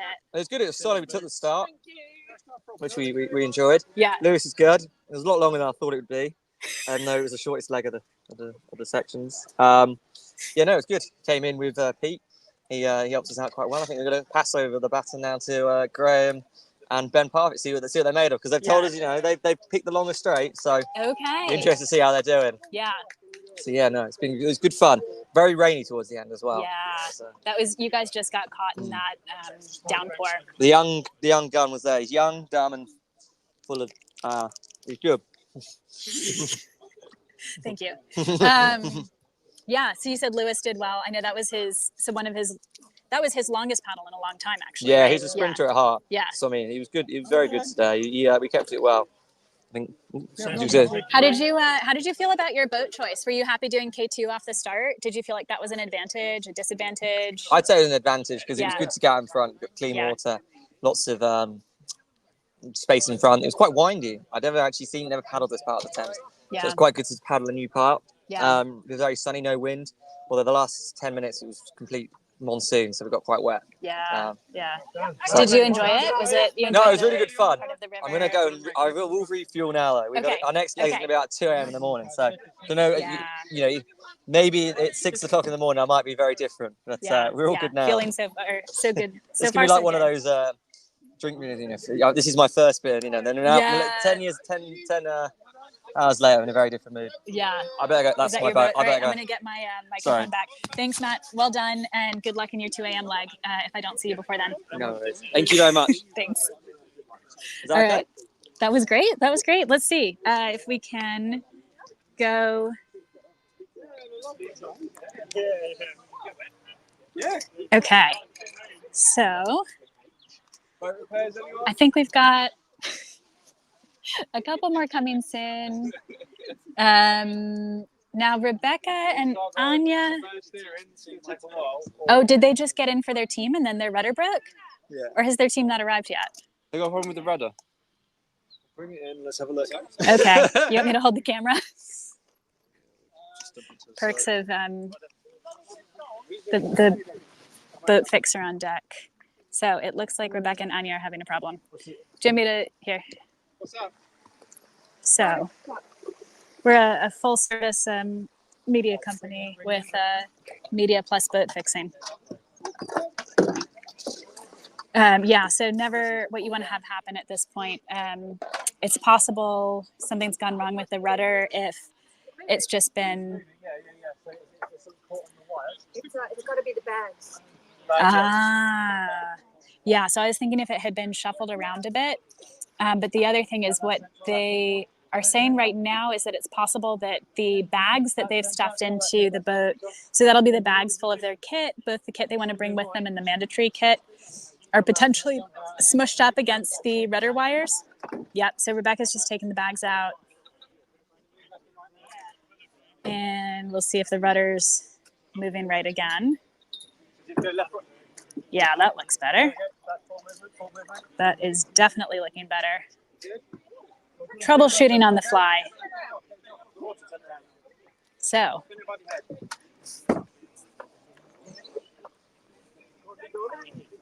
All right.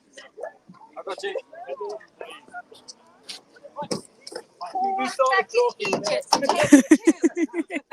That's what happens when you give yourself that team name. All right, here we go. Woo! All right, Henry, give us a debrief. So I mean, that's one of the interesting things about preparing your boat, knowing your boat, and knowing how your boat works. They put the bags in, and they put the bags in on top of the rudder cables in the back. They already had flotation in the back, so the bags were just pulling on the cables, which means they're just full lock to the left, or full lock steering to the left. Yeah. Couldn't do anything about it. Oh, so man. yeah. Trial runs Yes. are important, and Yeah. I can't stress on long distance things.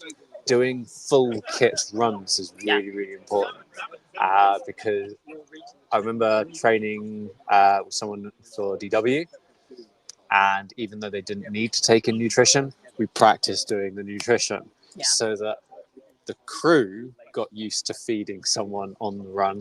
They got used to being fed on the run.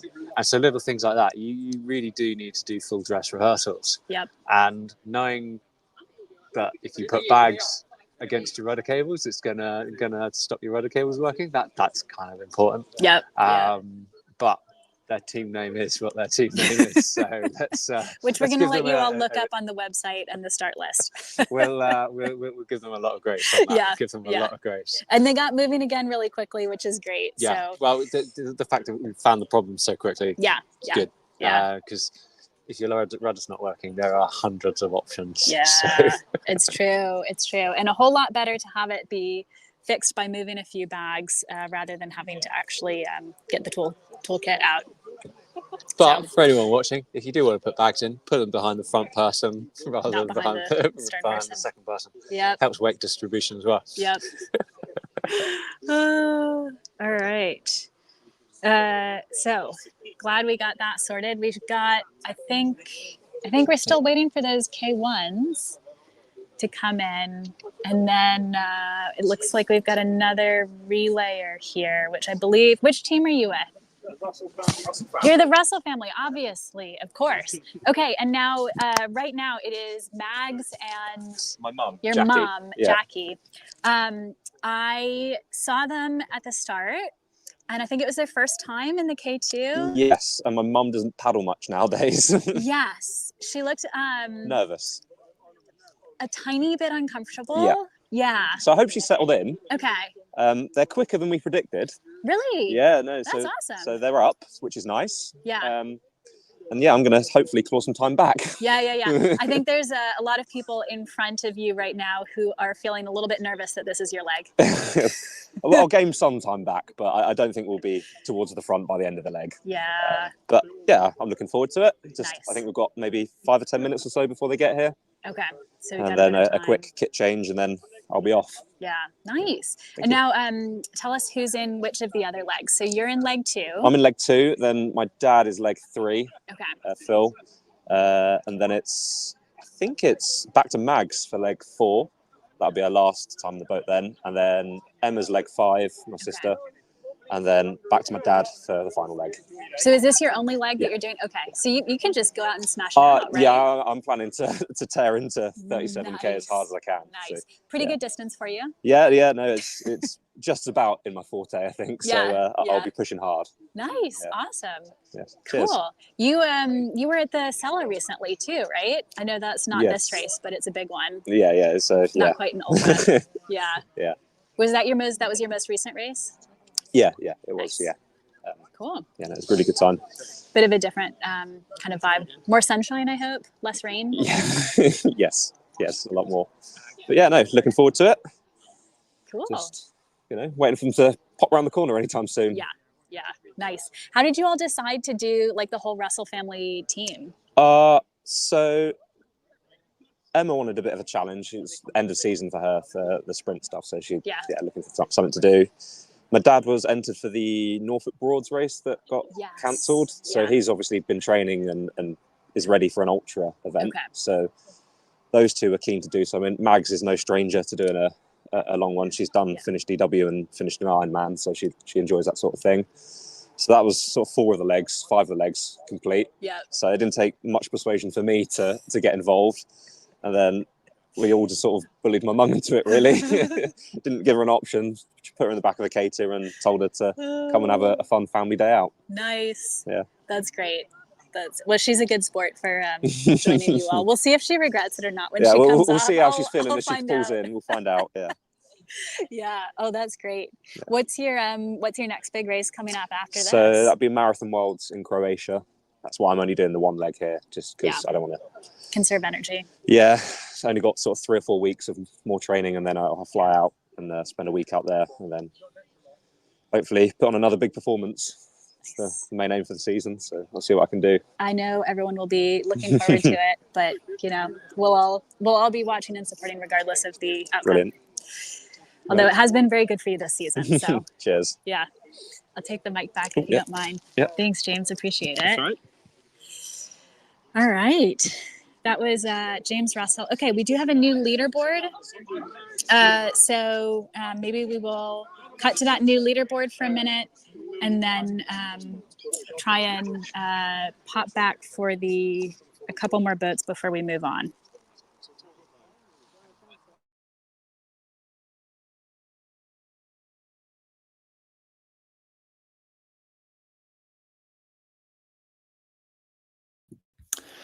A couple of updates here as we're looking at the leaderboard that I want to flag from the 10 a.m. start. So across the board, the overall race positions are pretty much unchanged. So George Botsford continuing to lead the way, well over the 50-kilometer mark now. We continue there to see at the front of the SUP side of things, we've got Chris Davison and Gavin Simons continuing to lead the way there, going 1 and 2. They've tightened back up a little bit from where they'd spread out earlier. And then we have Craig Sawyer, who is now solidly in third place, putting a fair bit of distance between himself and Alexander Tyrer Lomas. And then we still have Jan and Emily kind of in that 5-6 spot, neck and neck, as they've been for the whole 6.5 hours that they've been out there.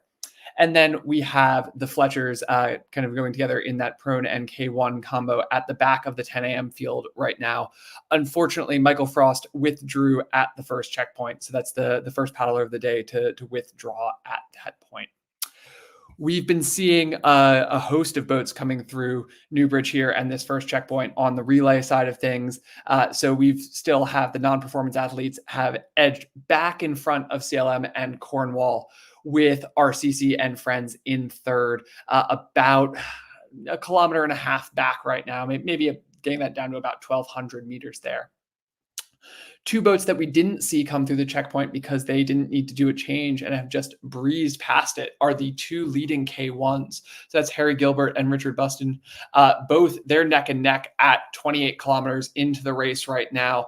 They are on pace to both absolutely smash the individual K1 record for the length of the Thames if they're able to keep it up at pace. Someone mentioned in the comments earlier today that the K1 record is currently about 23 hours. They're both on pace right now for about 18 and a half. So whoever takes that K1 race is likely to take the new K1 best time there. Just wanted to also flag, you'll see here there are a couple of positions where people have asterisks next to their distance covered. Specifically, that's the Olivers in K2 and the Exeter Canoe Club relay team. That's because we're having a bit of a GPS issue, it looks like, for both of those crews potentially, where we've seen them pass further along than we know they are. Exeter in particular hasn't really moved on the GPS in about 40 minutes and is showing them being ahead of the change point, but we've already seen them switch out boats and check through. So we'll try and get you an updated time on them, but we know kind of where they're sitting in that relay pack.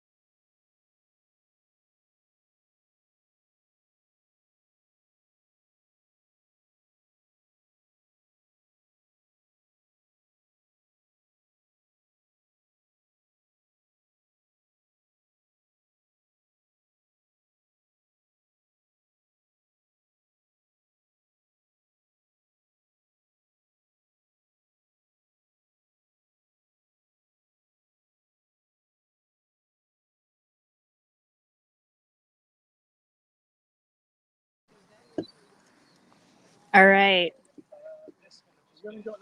So this is the Russell family coming in here. So that is Mags in the front and Jackie Russell in the back. So they are going to hop out right here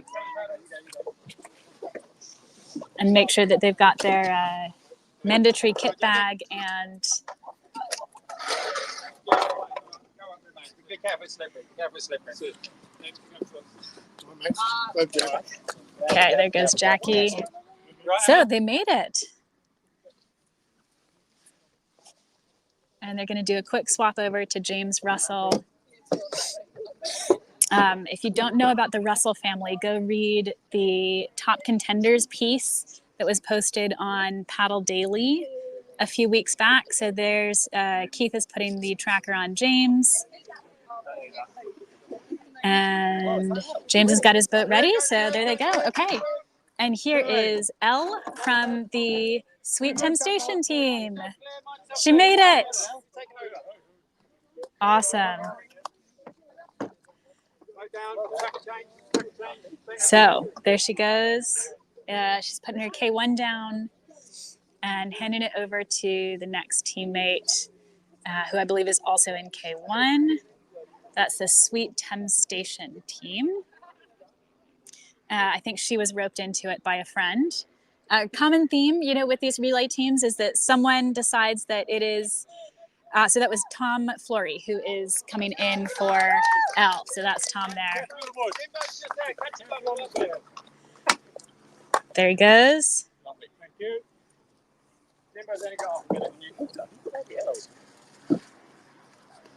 And he's off. He probably will not be able to catch James Russell, unfortunately, but he might be able to catch one of the boats in front of him, which I'm sure he'd be very happy with. So Sweet Thames Station has just gone off. And we missed the K1s on the live stream earlier because it was during one of our interviews, but I should say that we did have Richard Hendren, Richard Buston, who he came through earlier along with Harry Gilbert. So those are the top two K1s who we thought would probably be leading the K1s. And Tor Harley, who was in C1, is due to be here in just a few minutes, third overall amongst individuals straight through, which is fantastic because C1s are much slower craft than K1s. So that's really, really exciting for Tor. We'll see how long he can keep it up. But he's done a ton of paddling that is long distance and ultra long distance. If you heard my interview with him earlier, including the Yukon River Quest, which is 400 something miles in the Yukon Territory in Canada. And now that was in a team boat, as he pointed out, and he's done long distance in the C1, but primarily the DW stages. So this is maybe not the longest distance that he's done, but the longest that he will have done solo. So it is a big undertaking for sure. And Harry and Richard, who are the top two K1s who passed through earlier, it sounded like Harry was feeling a little bit chilly. So, you know, we saw that from the Reese Clark siblings, Sam and Mike Reese Clark, who stopped earlier to put on a change of kit because they were chilly. So it's not surprising that Harry was a bit chilly as well. I think we, you know, when we had the 2 p.m. start, we had actually gotten really lucky with the weather and it was really warm out. That was a challenge. You know, if you dress for sunshine or sunshine and a light wind, and then you find yourself getting completely drenched in the pouring rain, it is going to lead to some kit challenges. And that can also be tricky if you are paddling this unsupported, right? Because if you've got someone who's your dedicated support at each of the checkpoints or even some of the locks as well, then you have the advantage of being able to rely on them to do your kit change for you. And you will have told them ahead of time, you know, hey, you know, if I'm cold, here's what I want. If I'm warm, here's what I want. When you come to check on me, you know, make sure you have this and this with you. But with the, you know, solo unsupported folks, they might not necessarily have that as easily available. So it creates a little bit of a challenge for them. So that's the latest here. I think I might have misidentified one of the K2s earlier, but we'll have to check the GPS and who's coming through. It could have been the Olivers, but I'm not 100% sure. And now here we go. So you saw the snack table earlier. That has just moved over to be even easier to access. So it's on the pontoon here. So particularly for those straight through paddlers. So I think everyone, not everyone coming through, but most people coming through now will be straight through. So we've still got the C2 and we've got Tor and C1. So I think they should be coming through soon. I see Tor. Let's switch this back around. We've got a few pleasure boats out here today, even though the weather's been pretty mixed. So the Barbarians will be the last relay team coming through, which I think that's our C2 team, and they're still about 13 minutes out. So yeah, so Tor should be really pleased because he is hanging on to a K2 wash. Tor is in the C1 there. C1 is the single sit and switch canoe. And I know that he wanted to get onto another boat's wash and try and hang with them where he could. So this is his ideal situation. All right, here they come.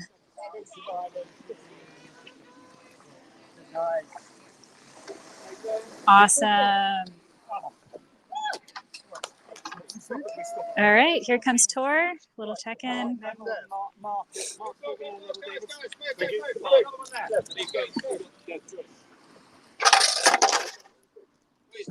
do you need? I think maybe just some liquid. Some liquid. There we go. Water. Okay, here we go. Got great support here. So I got water or electrolytes? Or do you want to take one of them with you as well? Take up with you? Yeah, okay. All right, perfect. You can see the K2 refilling as well. Yeah, I know. It's been sorted, but we know who that is. Yeah, got the names. Have a good one, mate. That's Falcon. Okay, and then this is Falcon, it sounds like in front of us. All right, there he goes.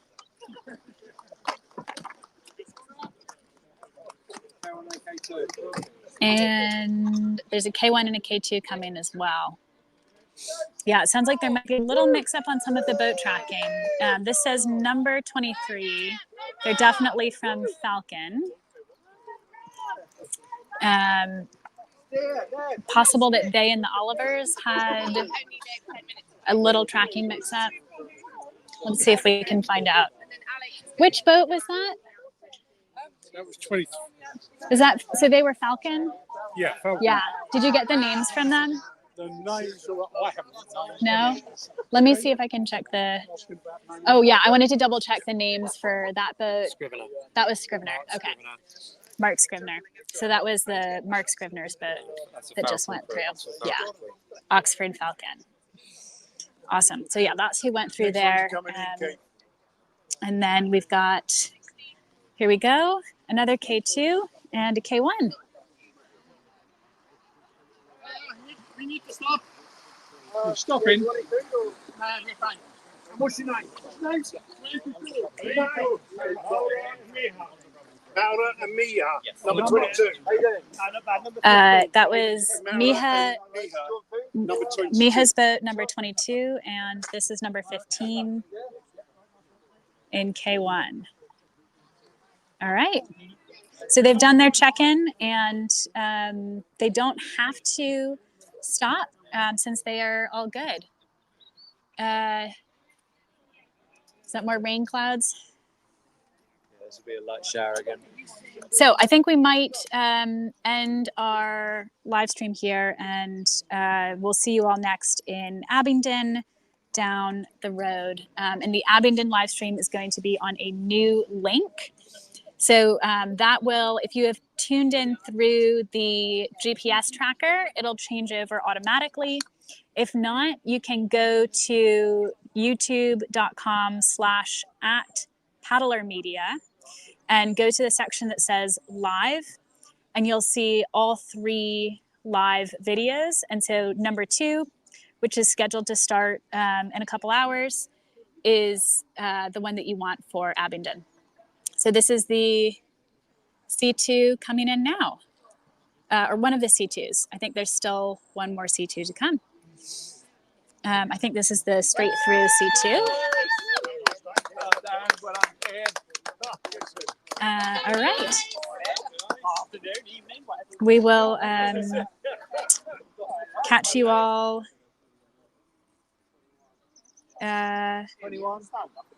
from Abingdon. This is 21 here. Boat 21 here. Okay, see you soon.